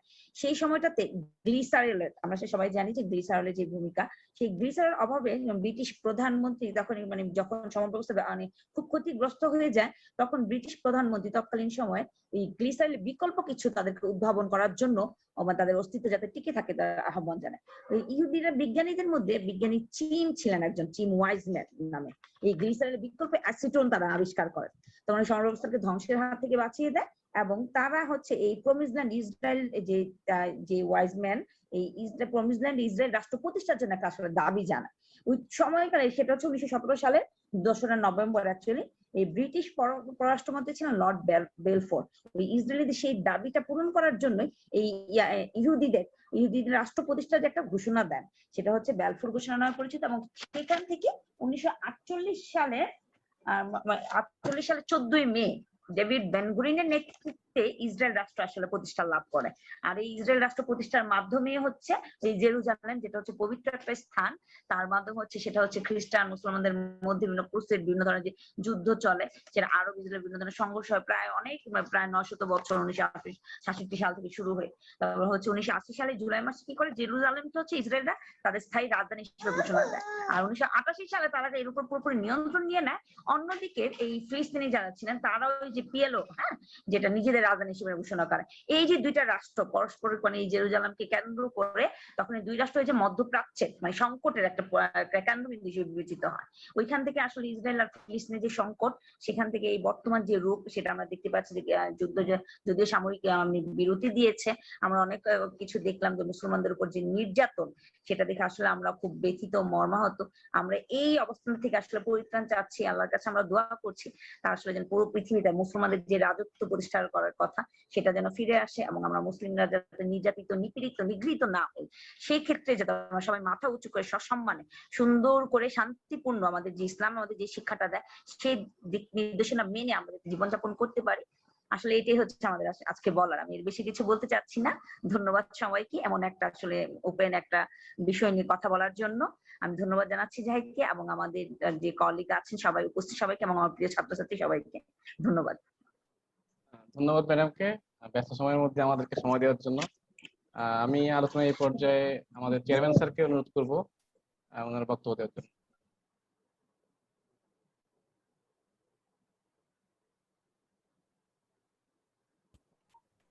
জাহিদ শোনা যাচ্ছে না? স্যার শোনা যাচ্ছে স্যার।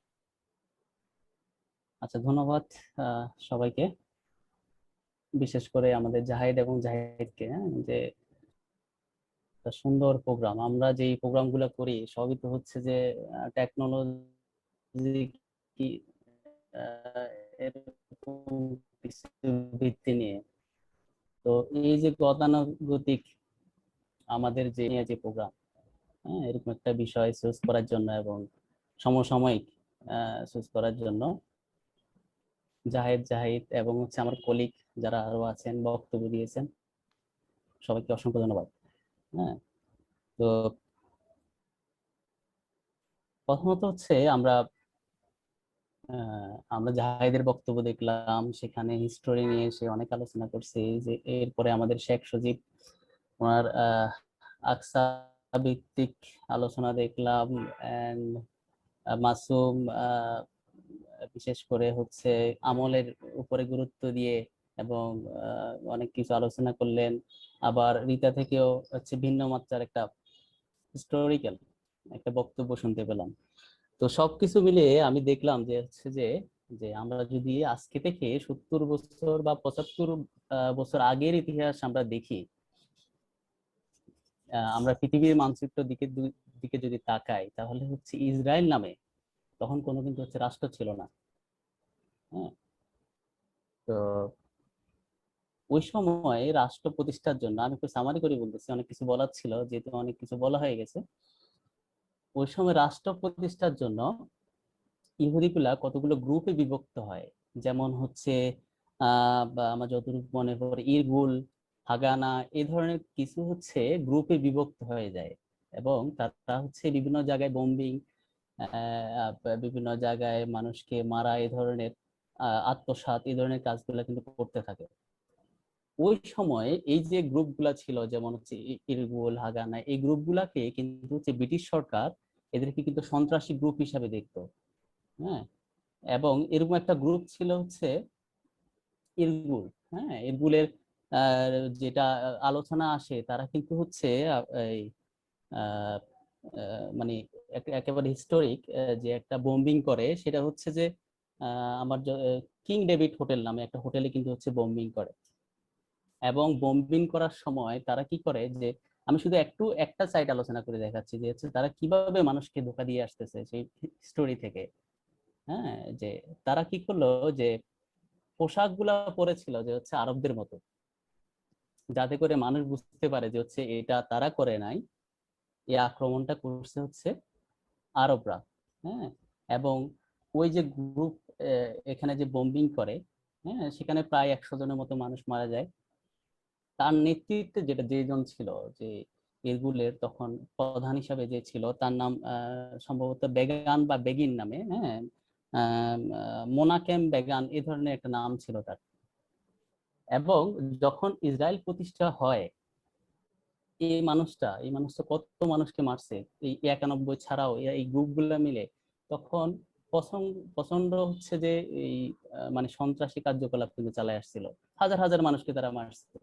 যখন ইসরায়েল রাষ্ট্র প্রতিষ্ঠা হয়, তার কিছুদিন পরে এই বেগান সহ আরো অনেকগুলা মানুষ, এই বেগানকে হচ্ছে যে ও কিন্তু হচ্ছে ইসরায়েলের প্রেসিডেন্ট হয়ে যায়। হ্যাঁ, এবং শুধু প্রেসিডেন্ট যে হয়েছে তা না, হ্যাঁ, যে এই সন্ত্রাসী মানুষটা প্রেসিডেন্ট হওয়ার পরে আর কিছুদিন পরে, আমার মনে হয় 1 থেকে 1.5 বছর পরে, তাকে নোবেল প্রাইজ দেওয়া হয়, তাও শান্তি দেওয়া আবার। তাহলে এবং ওই সময়ে যে আরো যে গ্রুপগুলা ছিল, শুধু বেগান না, আরো এই মানুষগুলাকে ইসরায়েলের বিভিন্ন উচ্চ পদস্থ, হ্যাঁ, বিভিন্ন পজিশনে কিন্তু হচ্ছে এদেরকে বসানো হয়। তাহলে এটা হচ্ছে এরকম একটা দেশ। হ্যাঁ, এবং এরা যুগে যুগে মানুষকে আপনার মানে ধোঁকা দিয়ে আসতেছে, যেটা হচ্ছে আমরা হয়তো বুঝতে পারতেছি না। হ্যাঁ, এখন এখানে তারা যদি রাষ্ট্র চায় আসলে, তাহলে তো হচ্ছে তাদেরকে জার্মানি বা হচ্ছে ইউরোপের মতো দেশগুলোকে চুজ করা উচিত। যেহেতু জার্মানি থেকে তাদেরকে প্রায় 60 লক্ষ 50-60 লক্ষ ইহুদিকে মারা হয়েছিল। তাহলে তাদের রাষ্ট্র স্বপ্ন দেখলে তো ওইদিকে প্রতিশোধ ওইদিকে নেওয়া উচিত, তারা হচ্ছে জেরুজালেমের দিকে কেন? সেটা হচ্ছে ভিন্ন মাত্রিক। হ্যাঁ, আমরা যতই এটাকে রাজনৈতিক ভাবে দেখতে চাই, এটা হচ্ছে যে আসলে ধর্মীয় ব্যাপার। আমরা জানি যে হচ্ছে যে ঠিক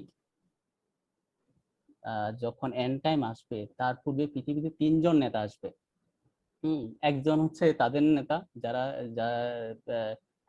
যাদেরকে তারা মাসায়া বলে, মুসলিমরা যাকে দাজ্জাল বলে জানি। আরেকজন হচ্ছে খ্রিস্টানদের নেতা, যেটা আমাদেরও নেতা, খ্রিস্টানরা তাকে নেতা হিসাবে মানে, যে জিসুস নামে। হ্যাঁ, আমরা তাকে ঈসা আলাইহিস সালামের নামে জানি। আমাদের আরেকজন নেতা আসবে, তিনি হচ্ছে আহ মোহাম্মদ ইবনে আব্দুল্লাহ, হ্যাঁ, যাকে আমরা ইমাম মাহাদি বলে জানি। এখন তাদের যে নেতা আসবে তারা খুব ভালো করেই জানে, তারা যতই হচ্ছে যে ইসলামের ধর্ম নিরপেক্ষের কথা বলে, এটা সেটা বলে, তারা ভালো করেই জানে এই দাজ্জাল তারা ধর্মীয় মানে এখানে পৃথিবীতে আসবে, তাদের ধর্মগ্রন্থে লেখা আছে। এবং এই যে জেরুজালেম, সেখান থেকে কিন্তু হচ্ছে তাদের বিশ্বাস যে তারা বিশ্ব শাসন করবে হচ্ছে এই জেরুজালেম থেকে। আসলে জেরুজালেম না, তারা সেখানে থার্ড টেম্পল জেরুজালেম, যে আলেক্সা যে মসজিদ আছে সেটাকে ভেঙে দিয়ে সেখানে তারা থার্ড টেম্পল নির্মাণ করবে। অলরেডি তাদের, আমরা যদি হিস্টোরি দেখি, তাদের অলরেডি বেসমেন্ট তৈরি হয়ে গেছে এবং তারা অলমোস্ট এটা কাছাকাছি তৈরি করে। এবং তাদের, আমরা গত বছর আমি দেখলাম যে তাদের একজন রাবি বলতে, রাবি বা রাবায়া, হ্যাঁ, ওদের যে আমরা যেরকম হুজুর মাওলানা বলি, শেখ বলি, তাদের যে পণ্ডিত গুলা আছে এদেরকে তারা রাবি বা রাবায়া এই ধরনের নামে উল্লেখ করে। তাদের একজন রাবায়া, সিনিয়র একজন রাবায়া, সে ঘোষণা দিয়ে বলছে যে হচ্ছে আমার সাথে মাসায়ার দেখা হয়ে গেছে। হ্যাঁ, সো এটা আমরা বিশ্বাস করার কিছু না। কারণ হচ্ছে যে আমরা জানি যে হচ্ছে যে মাসায়া, তাদের যে মাসায়া বা দাজ্জাল আসার আগে আমরা তো মুসলমান, সেই হিসেবে আমরা জানি যে ইমাম মাহাদি কিন্তু হচ্ছে তার 7 থেকে 8 বছর আগে পৃথিবীতে কিন্তু আসবে। হ্যাঁ, তার উনার প্রায় 6-7 বছরের মাথায় এই মাসায়া আসবে, তার সাথে ঈসা আলাইহিস সালামের যুদ্ধ হবে ইমাম মাহাদি সহ। দেন এক পর্যায়ে কিন্তু হচ্ছে তাকে কিন্তু হচ্ছে ঈসা আলাইহিস সালাম বল্লম দিয়ে মেরে ফেলবেন। এবং এটা তারা ভালো করেই জানে, হ্যাঁ, যে মুসলমানদের নেতারা আমাকে মেরে ফেলবে, ওদের নেতাকে মেরে ফেলবে, যে দাজ্জালকে। এই জন্য তাদের প্রধান শত্রু কিন্তু হচ্ছে মুসলমান।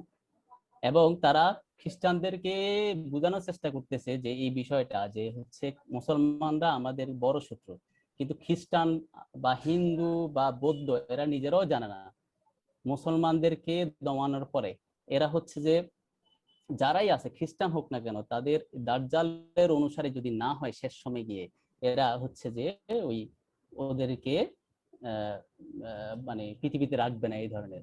এবং তাদের উদ্দেশ্য হচ্ছে একটা অর্ডার দিবে, সারা পৃথিবী ওই অর্ডারেই কন্ট্রোল হবে।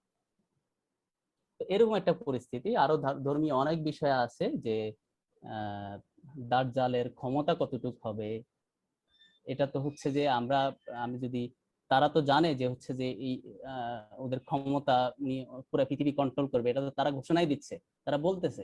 কিন্তু আমরা মুসলমান হিসাবেও জানি যে তার ক্ষমতা অনেক বেশি হবে, আল্লাহ তাকে এত বেশি ক্ষমতা দিবে যে সে যদি বলে যে কোনো জমিনে যে ফসল ফলে যাও, ফসল কিন্তু ফলে যাবে। যদি বলে বৃষ্টি হয়ে যাও, তখন কিন্তু বৃষ্টি হয়ে যাবে।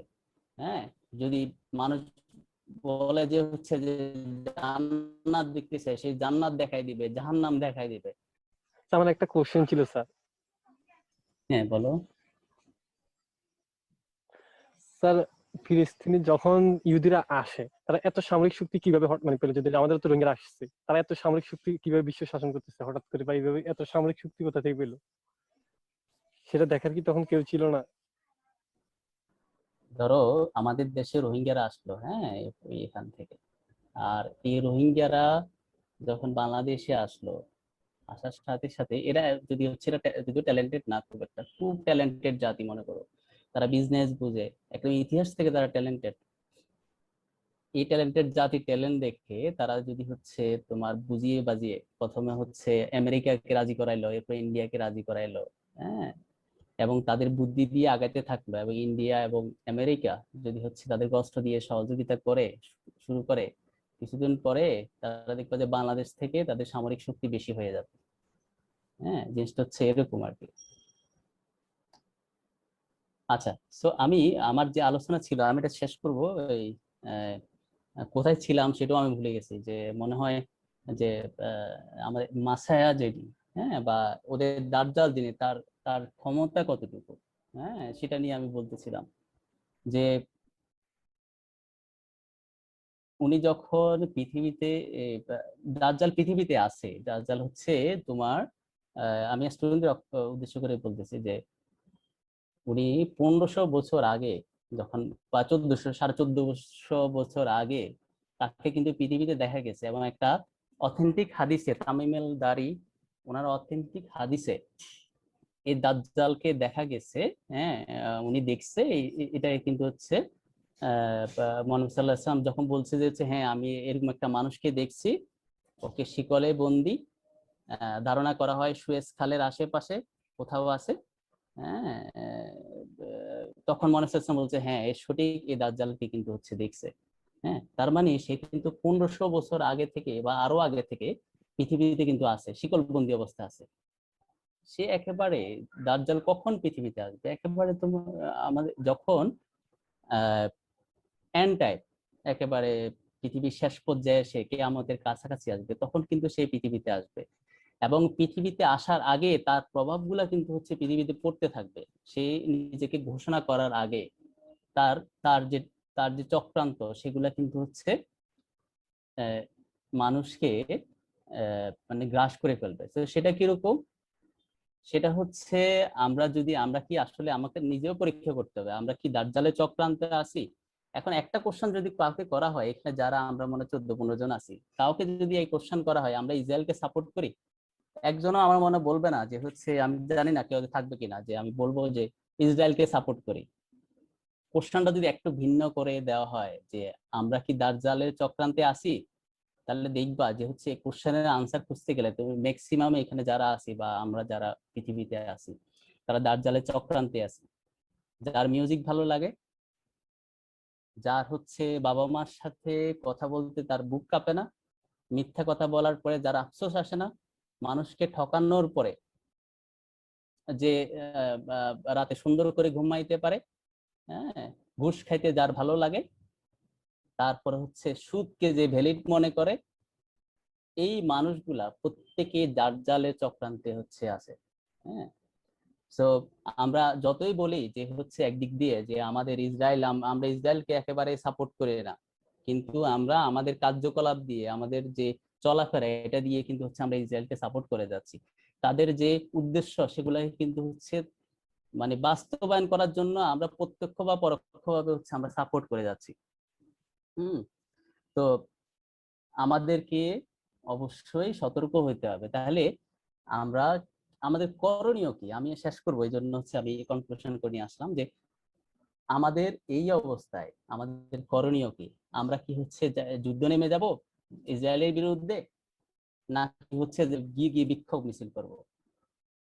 আমার যে মতামত সঠিক হতে পারে বা ভুল হইতে পারে, যে যুদ্ধ করার মতো সে সামর্থ্য বা শক্তি আমাদের নাই, বা আমি বিক্ষোভেরও পক্ষে না যে আমরা রাস্তা নেমে বিক্ষোভ করব।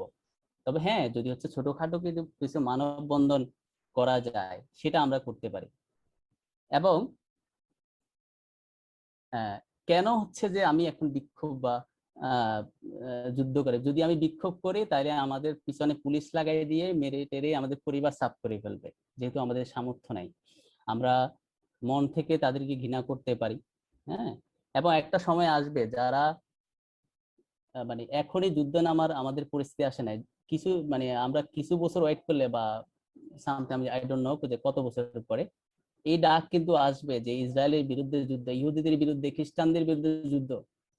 এটা যে খুব বেশি দূরে বা 200-300 বছর এত বেশি দূরে হওয়ার কথা না, আমরা বর্তমান পরিস্থিতি দেখে আমরা বুঝতেছি যে কাছাকাছি মোটামুটি, যে 100-200 বছর হতে হবে না। তো তখন গিয়ে আমাদের ডাক আসবে, তো তখনের জন্য আমাদের প্রস্তুত হইতে হবে।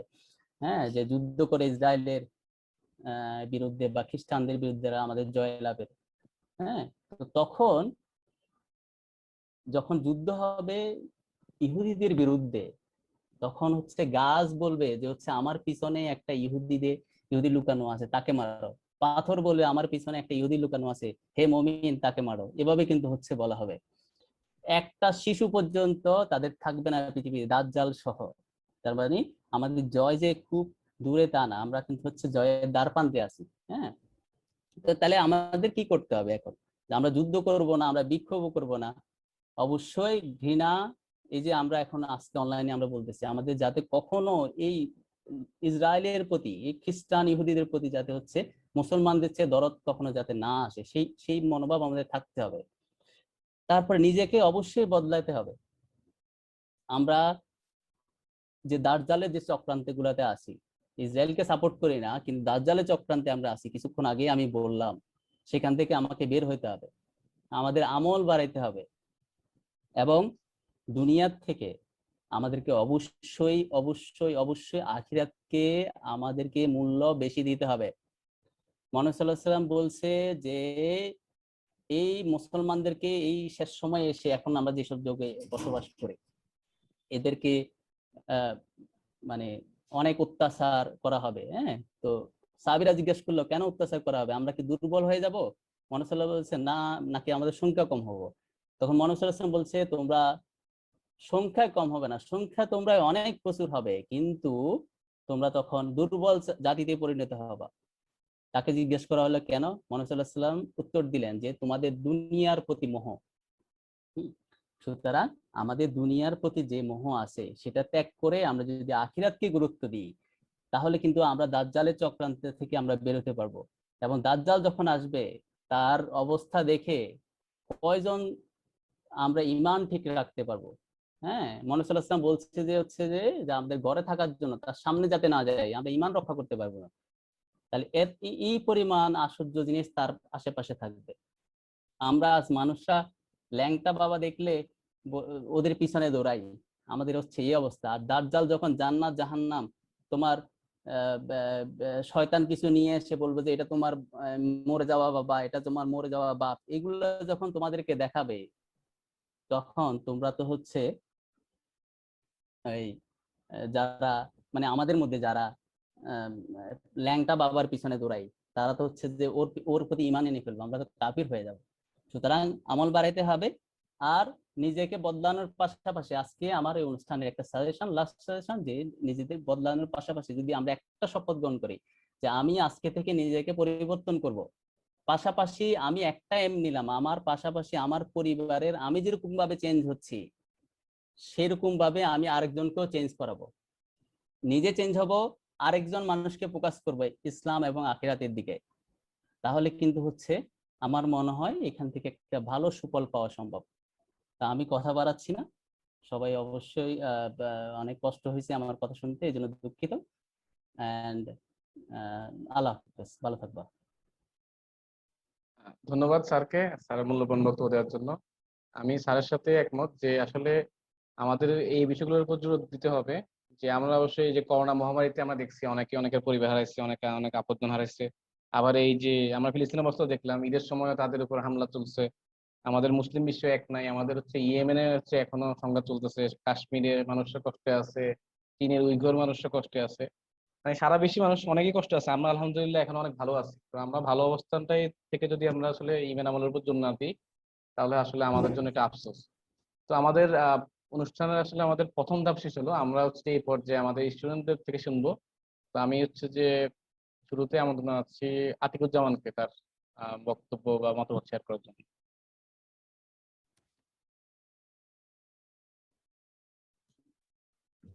ধন্যবাদ স্যারকে আমাকে কিছু বলার সুযোগ দেওয়ার জন্য। তো অনেক চমৎকার কথা শুনলাম, আসলে অনেক কিছু জানতে পেরেছি, এত কিছু জানতাম না। তো স্যারদের কাছে কৃতজ্ঞতা প্রকাশ করছি এমন একটা আয়োজন করার জন্য, এবং সেই সাথে সেই আয়োজনে আমাদেরকে সংযুক্ত করার জন্য। তো প্রথমেই যেটা বলতে চাচ্ছিলাম কি, যদি আমি আমার প্রেক্ষাপট থেকে যদি আমি যা বুঝি সেখান থেকে যদি বলি, তাহলে বর্তমান যে সময়টা, সেই সময়টা কিন্তু শুধুমাত্র প্যালেস্টাইন অথবা ইসরায়েলের বিষয় না, এটা একটা বৈশ্বিক বিষয় ধরা চলে। তো বৈশ্বিক বিষয়টা কিভাবে, যদি আমাদের এই উপমহাদেশের কথাই যদি উদাহরণ হিসেবে আনা যায়, তো সেই ক্ষেত্রে বলা যেতে পারে, আমি একটা বই পড়েছিলাম, আচ্ছা, সে বইটার বদলে আগে আরেকটা বিষয় যেটা আনতে চাই সেটা হচ্ছে গিয়ে আমাদের দেশের মধ্যে যেটা দেখা যায় সেটা হচ্ছে হিন্দু মুসলিম বৈষম্য যেটা, সেই জিনিসটা। তো সেটা আসলে সৃষ্টি হয়েছে কোনখান থেকে? তো একটা বই পড়েছিলাম যেটা বলেছিলাম, সেটা হচ্ছে গিয়ে আবুল মনসুর আহমদের একটা মোটা বই, আমার দেখা রাজনীতির 50 বছর। সেখানে আসলে উল্লেখ করা ছিল যে কিছু বছর আগেও, অর্থাৎ আমরা যদি বলি আহ মুস- আহ, ভারত উপমহাদেশ বিভক্ত হওয়ার আগেও, যে ভারত উপমহাদেশে মুসলিম এবং হিন্দুদের মধ্যে কি পরিমাণ বৈষম্য ছিল, সেখানে তিনি একটা কথা বলেছিলেন। তো যখন আবুল মনসুর আহমেদ ছোট ছিলেন তখন সে সময়কার নবাব অর্থাৎ ব্রাহ্মণরা যেভাবে আসলে বিচার কার্য পরিচালনা করতো, সেই ক্ষেত্রে দেখা যাইত যে নবাব অথবা কোনো একজন ব্রাহ্মণরা তারা যখন বিচার কার্য অর্থাৎ বিচার সমাবেশে থাকতেন তখন তারা বসতেন হচ্ছে গিয়া টুল চৌকি এরকম টাইপের জিনিসের মধ্যে। তারপর আমরা জানি যে হিন্দুদের মধ্যে বিভিন্ন ধরনের জাতের একটা বিষয় আছে। তো সেই জাতের ক্ষেত্রে যারা নিচু জাতের ছিল তারা বসতো হচ্ছে গিয়ে মাটিতে, পাটি বসিয়ে কখনো বা এমনিতে মাটিতে বসে পড়তো, কিন্তু মুসলিমদের আসলে বসার কোনো আহ নিয়ম ছিল না সে সমাজে। তো মুসলিমদের কি হতো, দাঁড়িয়ে থাকতে হতো। তো এই যে এই ধারাবাহিক বৈষম্যের কারণেই কিন্তু দেখা গেছে যে 200 বছর ব্রিটিশ শাসনের পর আমরা কিন্তু দুই ভাগে বিভক্ত হয়ে গিয়েছিল, পাকিস্তান এবং ভারত হিসাবে। এবং বঙ্গবন্ধু শেখ মুজিবুর রহমানের আরেকটি বই আছে যেটা অসমাপ্ত আত্মজীবনী, সেই বইটা তো ডিরেক্টলি ভাবে উল্লেখ করা ছিল যে পাকিস্তান কায়েম করা ছাড়া আসলে মুসলিমদের কোনো গতি নাই, অর্থাৎ এতটা বৈষম্য সেই সময়টাতে ছিল। তো ওইটার প্রেক্ষাপট হিসাবে, ওইটার প্রেক্ষাপট যদি বিবেচনা করে আজকেও কিন্তু দেখা যায় যে বাংলাদেশের মতো একটা দেশেই বিভিন্ন সময় মন্দির ভাঙচুর হচ্ছে, নানান রকম জিনিস অকারেন্স এগুলো ঘটছে। তো সেই হিসাবে বলতে যাচ্ছি যে যখন প্যালেস্টাইন বা ফিলিস্তিনিদের উপর আক্রমণ হচ্ছে, সেটা মূলত শুধুমাত্র ফিলিস্তিনিদের উপর আক্রমণ না, সম্পূর্ণ ধর্মীয় যারা ইসলাম ধর্মাবলম্বী তাদের উপর এক ধরনের আক্রমণ, তাদেরকে আঘাত করা। তো এইটার যে বিষয়টা, এটার যে প্রভাবটা, এটা অবশ্যই একটা বৈশ্বিক প্রভাব। এবং এটা আসলে কেন তারা আমলে নিচ্ছে না সেটা আসলে আমার জানা নাই। এদিকে খুব বড় এক ধরনের কূটনৈতিক আহ আহ, কূটনৈতিক বিষয় এদিকে আছে। তো সেই সব বিষয়গুলো আসলে অ্যানালাইসিস করার জন্য আরো বেশি পরিমাণ গবেষণা বা রিসার্চ করা দরকার। তো সেই ক্ষেত্রে যদি বলতে চাই তাহলে সেক্ষেত্রে আজকের এই ঘটনা থেকে বা আজকের এই আয়োজন থেকে আমি অনেক কিছু শিক্ষা নিতে পেরেছি। তার জন্য আবারও স্যারদেরকে ধন্যবাদ জানাচ্ছি এবং এখানে যারা উপস্থিত আছেন তাদের সকলকে ধন্যবাদ জানাচ্ছি। ধন্যবাদ। ধন্যবাদ আতিক, তোমার ভূমধ্যসাগরিক প্রেক্ষাপট তুলে ধরার জন্য। আমি আশা করব তুমি এরকম ভবিষ্যতে তোমার এরকম গবেষণা চালিয়ে যাবে। আমি এই পর্যায়ে আমাদের আরেকজন স্টুডেন্ট সাদিয়া সুলতানাকে আমন্ত্রণ জানাবো তার বক্তব্য পেশ করার জন্য। ধন্যবাদ জাহিদুর রহমান স্যারকে। আসসালামু আলাইকুম উপস্থিত সকল শিক্ষক এবং আমার সহপাঠী এবং আমার সিনিয়রদেরকে। আজকের এই অনুষ্ঠানে উপস্থিতির মাধ্যমে আমি বেশ কিছু না, অ্যাকচুয়ালি আমার কাছে মনে হচ্ছে আমি অনেক কিছু জানতে পেরেছি যা আমার আগে জানা ছিল না। আমি ধন্যবাদ জানাচ্ছি প্রত্যেকজন স্যারকে আমাদের এত মূল্যবান কিছু তথ্য জানানোর জন্য, এবং আমার সহপাঠী আতিকুজ্জামান আমাদের সামনে উপমহাদেশের এই বৈষম্যের ব্যাপারটি তুলে ধরে আমাদের তার দৃষ্টিকোণ থেকে আমাদের কাছে ব্যাপারটি আরো সুন্দরভাবে তুলে ধরেছে। আহ ও পূর্ববর্তী কথাবার্তায় যে মোহাম্মদ জাহেদ স্যার আমাকে জানিয়েছিলেন, আমাকে দুটি টপিক দিয়েছিলেন নির্দিষ্টভাবে কথা বলার জন্য, সেটা ছিল জায়নিজম এবং সেমিটিজম।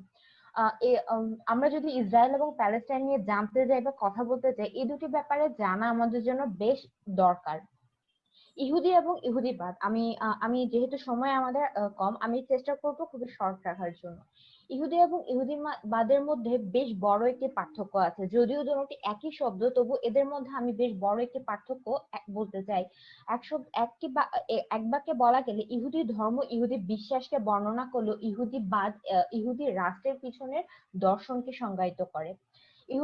ইহুদি ধর্ম অনুযায়ী ইহুদিদের বসবাস করতে হবে শান্তিপূর্ণভাবে একটি সম্মানের সাহিত্য, কিন্তু ইহুদিবাদ সেই কথাটিকে, ইহুদি ধর্মের সেই মূল মন্ত্রটিকে কোনোভাবেই সাপোর্ট করে না। ইহুদি হত্যা যে আমরা যদি জায়নবাদ নিয়ে কথা বলে থাকি, জায়নবাদ মূলত এমন একটি পন্থা, এমন একটি মূলত এটি এমন একটি কথা যেটা মূলত এমন কথা বর্ণনা করে মূলত আহ উগ্রতাকে বলা যায় যদি সহজ ভাষায় আমরা বলে থাকি। জায়নবাদ কথাটি মূলত এসেছিল জায়ন শব্দ থেকে, যেটি একটি জেরুজালেমে উপস্থিত একটি পাহাড়কে নির্দিষ্ট করে। জায়নবাদের মূল মন্ত্র ছিল ওদের ধর্ম অনুযায়ী যে মেসিহা আসার কথা ছিল তারই আগে এই ধর্মকে আরো সুস্পষ্টভাবে প্রতিষ্ঠিত করা। তারা অপেক্ষা করতে যায়নি তাদের ধর্ম অনুযায়ী, সময় অনুযায়ী, তারা চেয়েছিল আরো আগে। আমাদের পবিত্র কিতাব কোরআনেও বলা হয়েছে যে ইসরায়েল একটি স্বশিক্ষিত জাতি এবং একটি বুদ্ধিমান জাতি, যাদের মধ্যে অন্যতম একটি লক্ষণ হচ্ছে তারা খুবই অস্থির প্রজাতির একটি জাতি, যেটি তাদের এখনকার উগ্রতার মধ্যেও আমরা দেখতে পাচ্ছি। জায়নবাদের উগ্রতাকে দায়ী করা যায় মূলত আমাদের এই হত্যাযজ্ঞের পিছনে। জায়নবাদ মূলত ধর্মের মূলত প্রবর্তন ঘটেছিল 1907 সালের 29 সেপ্টেম্বরের বার গিওরা নামক সংগঠনের প্রতিষ্ঠানের মাধ্যমে। এই প্রতিষ্ঠানের যে হত্যাযজ্ঞগুলো চালিয়েছিল রাশিয়ায়, তাই মূলত বিশ্ব দরবারের সামনে জায়নবাদের এনেছিল। এবং যদিও আমরা ইহুদিদের ইতিহাস যদিও 1000 বছর পুরনো, ইহুদি রাষ্ট্রের ইতিহাস তেমন পুরনো নয়। সর্বোচ্চ 60 থেকে 70-80 বছর আগেই এই রাষ্ট্রটি এসেছিল, এই রাষ্ট্রটি স্বাধীন হয়েছিল। এই রাষ্ট্রটি তেমন কোনো যুদ্ধের মাধ্যমেও স্বাধীন হয়নি, যেখানে অন্যান্য রাষ্ট্রগুলোকে এতটা যুদ্ধ করতে হয়েছিল। বলা যায় যে তারা তাদের বুদ্ধি বিচক্ষণতা দিয়ে বরাবরই নিজেদেরকে বাঁচিয়ে নিয়েছে রক্তপাত থেকে, অথচ তারাই আজ একটি মুসলিম দেশের উপর সমানে রক্তপাত করে চলছে। সেমিটিজম নিয়ে যদি কথা বলে থাকি, সেমিটিজমের মধ্যে যে ধর্মগুলো পড়ে থাকে তা মূলত ইহুদি ধর্ম, খ্রিস্টান ধর্ম এবং ইসলাম ধর্ম। সেমিটিজম মূলত এসেছিল নূহ আলাইহিস সালামের সন্তান শামের যে অনুসারী ছিল তাদের মধ্য থেকে। যদিও তাদের সেমিটিজম ধর্মগুলোর মধ্যে বেশ কিছু মিল পাওয়া গেল, তারা একে অন্যকে সেভাবে সম্মান দিতে রাজি না, কিংবা সেভাবে স্বীকৃতি দিতে রাজি না। দেখা যায় যে ইসলাম ধর্ম যদিও স্বীকৃতি দেয়, তবুও ইসলাম ধর্ম ইহুদিদের এবং খ্রিস্টানদের সাথে বন্ধুত্ব করতে নিষেধ করলেও কখনো বলেনি যে তাদেরকে অসম্মান করা যাবে বা তাদের ক্ষতি করা যাবে। এটি আমাদের ধর্মে কখনো বলা হয়নি, যদিও তারা বরংবার আমাদের সাথে এই কাজটি করে এসেছে। মূলত আমার বক্তব্যে আমি এই দুটি ব্যাপারই তুলে ধরতে চেয়েছি। আমি বলতে চাই, আমি জানি না, হয়তো অনেক জায়গায় পড়ছি যে কিয়ামতের লক্ষণ কিংবা তৃতীয় বিশ্বযুদ্ধের লক্ষণ, সেসব মাথায় না রেখে এতটুকু বলতে চাই যে মৃত্যু হোক কিংবা কেয়ামত, আমাদের সকলেরই উচিত ঈমান নিয়ে আসা, আল্লাহর প্রতি আরো বেশি সবকিছু উপরে বলতে চাই আমলটা আমাদের করতে হবে আল্লাহর ভয়, কেয়ামতের ভয় কিংবা অন্য কিছুর ভয় নয়। আমি ধন্যবাদ জানাচ্ছি সকলকে আমার বক্তব্য শোনার জন্য। এখানে আমি বিদায় নিচ্ছি। আল্লাহ হাফেজ। ধন্যবাদ সাদিয়াকে, সে সুন্দরভাবে জায়নিজম এবং সেমিটিজম সম্বন্ধে আলোকপাত করেছে। আমি এই পর্যায়ে আমাদের শিক্ষার্থী আলামিনকে অনুরোধ করব তার মতামত প্রকাশ করার জন্য। আসসালামু আলাইকুম। ওয়ালাইকুম আসসালাম। নবী ইসলামের সময় 3টা প্রধান ইহুদি গোত্র ছিল। আমরা যদি নবীজির সিরাত পড়ি, যেমন নবী ইসলামের একটা জীবনী গ্রন্থ আছে আর রহিতুল মাকতুম, এই জীবনী গ্রন্থের মধ্যে পড়লে আমরা জানতে পারবো যে মদিনায় 3টা প্রধান ইহুদি গোত্র ছিল, বনু কায়নুকা, বনু নাজির এবং বনু কোরাইজা। এর মধ্যে 2টা গোত্র বনু কায়নুকা এবং বনু নাজির, এরা নবী করিম ইসলামকে হত্যা ষড়যন্ত্র পর্যন্ত করছে। ইহুদিরা এত খারাপ ছিল, এই কারণে নবী ইসলাম এদেরকে মদিনা থেকে বহিষ্কার করে খায়বারে পর্যন্ত পাঠিয়েছিলেন। তো এভাবে, এবং যেমন ওরা আল্লাহ পাকের বিধানকে কিভাবে বিকৃত করতো আরেকটা উদাহরণ দেই। যেমন আল্লাহ পাক সুদকে হারাম করছেন। ওরা কি করতো, যে ওরা মনে করতো যে যারা নিজেদের মধ্যে ওরা সুদ গ্রহণকে হারাম মনে করতো, কিন্তু যারা অ-ইহুদি, যারা জুইশ না, তাদের কাছ থেকে সুদ গ্রহণ করাটাকে তারা হালাল মনে করত। আর এইভাবে মানে বর্তমান ইহুদিরা যে আজকে যে ব্যাংকিং বিজনেসের মাধ্যমে তারা যে আজকে ওয়ার্ল্ড ওয়াইড এত আগায় গেছে, এর পিছনেও সুদী ব্যবসা জড়িত। বর্তমান আমাদের এই আধুনিক সমাজের অর্থনৈতিক ভিত্তি সুদের উপর প্রতিষ্ঠিত, যেটাকে তারা এভাবে আগায় নিয়ে গেছে। এবং এই যে আমাদের স্বর্ণ মুদ্রার বদলে যে কাগজের কারেন্সি, এটাকে প্রতিষ্ঠিত করা। তো এগুলোর পিছনে ইহুদিদের একটা বিশাল হাত আছে। তোমার বক্তব্যের জন্য ধন্যবাদ। আমরা আসলে পরে এটা নিয়ে আরো বিস্তারিত আলোচনা করব। আমরা জি স্যার, ধন্যবাদ স্যার। প্রায় 2 ঘন্টার মতো কন্টিনিউ করছি। তো আমাদের আসলে এতক্ষণ একটা জিনিস কন্টিনিউ করলে আসলে অনেক সময় ধৈর্য বিচ্যুতি ঘটে। তো আমি আহ, আমাদের বাকি যারা স্টুডেন্ট আছে তাদের থেকে শুনতে ভালো লাগতো। আমি জাস্ট কিছু বিষয় বলে একটু শেষ করে দেবো আমরা। যে আমাদের যারা বক্তারা ছিল তারা কিন্তু অনেকগুলো বিষয়কে তুলে আনছে। ঠিক আছে, জায়েদ ভাই হচ্ছে যে পুরো ইতিহাসটাকে ওনার স্লাইডের মাধ্যমে প্রেজেন্ট করার চেষ্টা করছে। পরবর্তীতে সজীব ভাই হচ্ছে যে ইসলামিক প্রেক্ষাপট থেকে আল আকসা মসজিদের গুরুত্বটা উনি পয়েন্ট করছে। তারপরে মাসুম ভাই হচ্ছে যে টোটাল ওনাদের আগের দুজন বক্তার কথাগুলোকে অ্যানালাইসিস করে প্লাস নিজের থেকে উনি অনেক পয়েন্টের উপর জোর দিয়েছে। বিশেষ করে হচ্ছে যে আমাদের এখনকার জেনারেশন যে আমরা আসলে যেভাবে চলতেছি এটা আসলে আমাদের যে লাইফ এসে চলতেছে এইভাবে আসলে আমাদের চলাটা কাম্য না। এখানে যে পয়েন্টটা উনি গুরুত্ব দিচ্ছে আসলে যে আমরা নিজেরা যতক্ষণ পর্যন্ত আমরা স্ট্রং না হব ততক্ষণ পর্যন্ত আসলে আমাদের পক্ষে এরকম ইসরায়েল বলি বা যে কোনো অপশক্তির ভিতরে আসলে এর বিরুদ্ধে আসলে জয় করা সম্ভব না। মোজাম্মদ স্যার আসলে মোজাম্মদ স্যারও ওই মোজাম্মদ স্যার এবং ম্যাডাম হচ্ছে যে ইতিহাসটাকে আর একটু আবার উনি প্রকাশ করছে যে আসলে কিভাবে ইসরায়েলের উৎপত্তি হয়েছে। মোজাম্মদ স্যার হচ্ছে আমাদের আল আকসা মসজিদ টোটাল, তারপরে হচ্ছে যে দাজ্জালের ব্যাপারটা বলছে, আমাদের ইমান আমলের উপরে জোর দেওয়ার কথা বলছে। যে পয়েন্টটা উনি বারবার জোর দিচ্ছে যে আসলে এই অনুষ্ঠানটা আয়োজন করার যে উদ্দেশ্য যে আমরা শুধু কারিকুলাম নিয়ে পড়ে থাকলে হবে না, কারিকুলাম পড়লাম এরপরে দিন শেষে আবার ফেসবুক নিয়ে বসে থাকলাম বা অন্যান্য পয়েন্ট নিয়ে আমরা কথা বলতাম। ঠিক আছে, এগুলো করার পাশাপাশি আমাদের ইমানের দিকে নজর দিতে হবে বা যেসব টপিক গুলো প্রকাশ পাচ্ছে ওগুলো আসলে অথেন্টিক কিনা, আমি নিজে মানে আসলে সঠিক জানি কিনা। তো এই জন্য অনেক রিসোর্স আছে। ঠিক আছে, আর রিসোর্স গুলো আসলে ভ্যালিড কিনা ওগুলো আমাদের নিজেদের মধ্যে আলোচনা করতে হবে। আলোচনা করলে কিন্তু অনেক মতামত বাড়ে। তো আজকের এই আলোচনার মাধ্যমে কিন্তু আমি নিজে অনেক কিছু নতুন জানলাম। আর আমাদের বক্তারা সবাই যে আসলে এসব নিয়ে উদ্বিগ্ন বা এসব নিয়ে আসলে তারা আলোচনা করে বা অ্যানালাইসিস করে এটা কিন্তু আমাদের আজকে বক্তব্য থেকেই আশা করি সবাই বুঝতে পারছে। তো সবার বক্তব্যগুলো যাতে আমরা সবাই যাতে পরবর্তী শুনতে পারে, আমরা পরবর্তী এটা রেকর্ডটা দিব। জাস্ট আমি একটা বিষয় বলি যে পজিটিভিটি সবসময় ছিল, থাকবে, সেটা অল্প পরিমাণে হোক বেশি পরিমাণে হোক। এই যে যে রিসেন্ট যে সংখ্যাটা ছিল তাদের যেটা যুদ্ধবিরতি হচ্ছে শুক্রবারে, এই সংখ্যাটা মূলত শুরু হয় রমজানের প্রথম দিনে। রমজানের প্রথম দিনে সংখ্যাটা শুরু হয়, তারা হচ্ছে যে আল আকসা মসজিদের গেটটা তারা বন্ধ রাখছে ইসরায়েল থেকে। এরপরে মানে ফিলিস্তিনে তারা বিদ্রোহ করে, এর ধারাবাহিকতা সংখ্যাটা চলে। এমনকি ঈদের সময় কিন্তু তাদের উপর কিন্তু হামলা চালায়, যেটা আমরা 27 রমজান বলি, 27 রমজান রাতে কিন্তু তাদের উপর হামলা চালানো হয়। কিন্তু সারা বিশ্ব থেকে কিন্তু একটা পজিটিভিটি ছিল, যেটা হচ্ছে আমাদের দায়িত্ব, যেটা আমরা যে মন থেকে ঘৃণা করবো কিনা বা কিভাবে ঘৃণাটা প্রকাশ করবো এটা হলো যে আমাদের মধ্যে ধরে রাখতে হবে। তাছাড়া আমি জাস্ট কিছু উদাহরণ দিই পজিটিভিটির, যাতে আমরা ভবিষ্যতে যাতে এরকম অকারেন্সে যাতে নিজেরা সংঘবদ্ধ থাকতে পারি, ঘৃণা করতে পারি। প্রথম এই মানে ঘৃণাটা আসছে হচ্ছে যে আমাদের কিছু ফুটবল প্লেয়ার যারা হচ্ছে যে প্রথম প্রতিবাদটা শুরু করছে, সামাজিক মাধ্যম বলি আমরা বা যেসব মাধ্যম হচ্ছে মানুষের কাছে বেশি রিচ করে। আর জার্মানির সহায়ক প্লেয়ার ওজিল, লিভারপুলের সালা, লেস্টার সিটির হামজা চৌধুরী যে বাংলাদেশি বংশোদ্ভূত, চিরিল ফুটবল টিম, এরা হচ্ছে যে বিভিন্ন মাধ্যমে তাদের ম্যাচে গোল করার পরে অথবা শিরোপা উদযাপন করার সময় তারা ফিলিস্তিনের পতাকা নিয়ে তারা একটা মেসেজ দিচ্ছে যে ফিলিস্তিনের পক্ষে তারা অবস্থান করছে। এখানে মেইন পয়েন্ট যেটা যেটা আসলে বেশি এই মানে যুদ্ধবিরতি বন্ধ মানে কার্যকর করার বেশি বেশি কার্যকর আছে, সেটা হচ্ছে যে মূলত হচ্ছে যে মার্কিন যুক্তরাষ্ট্রের হাতে কিছু সবকিছুই মূলত কন্ট্রোলে আছে। জাতিসংঘ কিন্তু প্রথম দিন থেকেই তারা চেষ্টা চালাচ্ছে যে এটা একটা সমঝোতা করার জন্য তারা একটা প্রস্তাব দিছে। ওই প্রস্তাবটা দিছে নরওয়ে। ওই প্রস্তাবে কিন্তু নরওয়ে, চীন এরা কিন্তু মানে পক্ষে সমর্থন দিচ্ছে, কিন্তু জাতিসংঘের এই প্রস্তাবটা যুক্তরাষ্ট্র নিজেরা অ্যালাউ করে না দেখে ওই জিনিসটা লাইভ আসে নাই। মানে যুক্তরাষ্ট্র কিন্তু তাদের সবচেয়ে মিত্র জাতি হচ্ছে যে ইসরায়েল। ঠিক আছে, ইসরায়েল হচ্ছে সবচেয়ে মিত্র জাতি।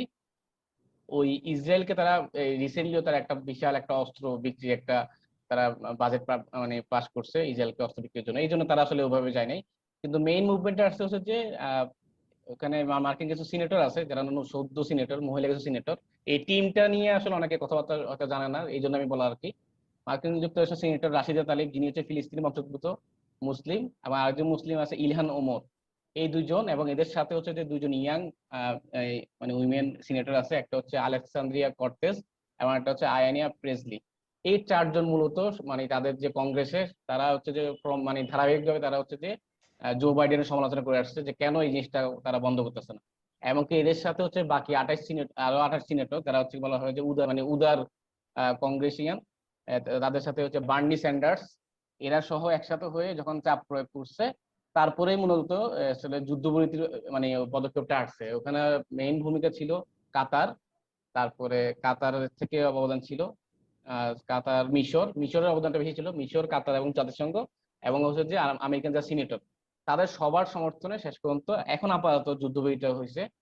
তবে ইনশাল্লাহ আমরা আশা করি শুধু যুদ্ধবিরতি কোনো সমাধান না, ইনশাল্লাহ হচ্ছে যে মানে ফিলিস্তিন স্বাধীন হবে। আর আমরা যেগুলো জানি আমার কোরআনের আলোকে, ইসলামের আলোকে, ইনশাল্লাহ সবকিছু স্বাধীন হবে। কিন্তু আমরা যেহেতু দূরে আছি, আমরা অবশ্যই আমাদের ঈমান আমলের উপর খেয়াল রাখতে হবে, এই বিষয়ে আমরা বেশি গুরুত্ব দিব।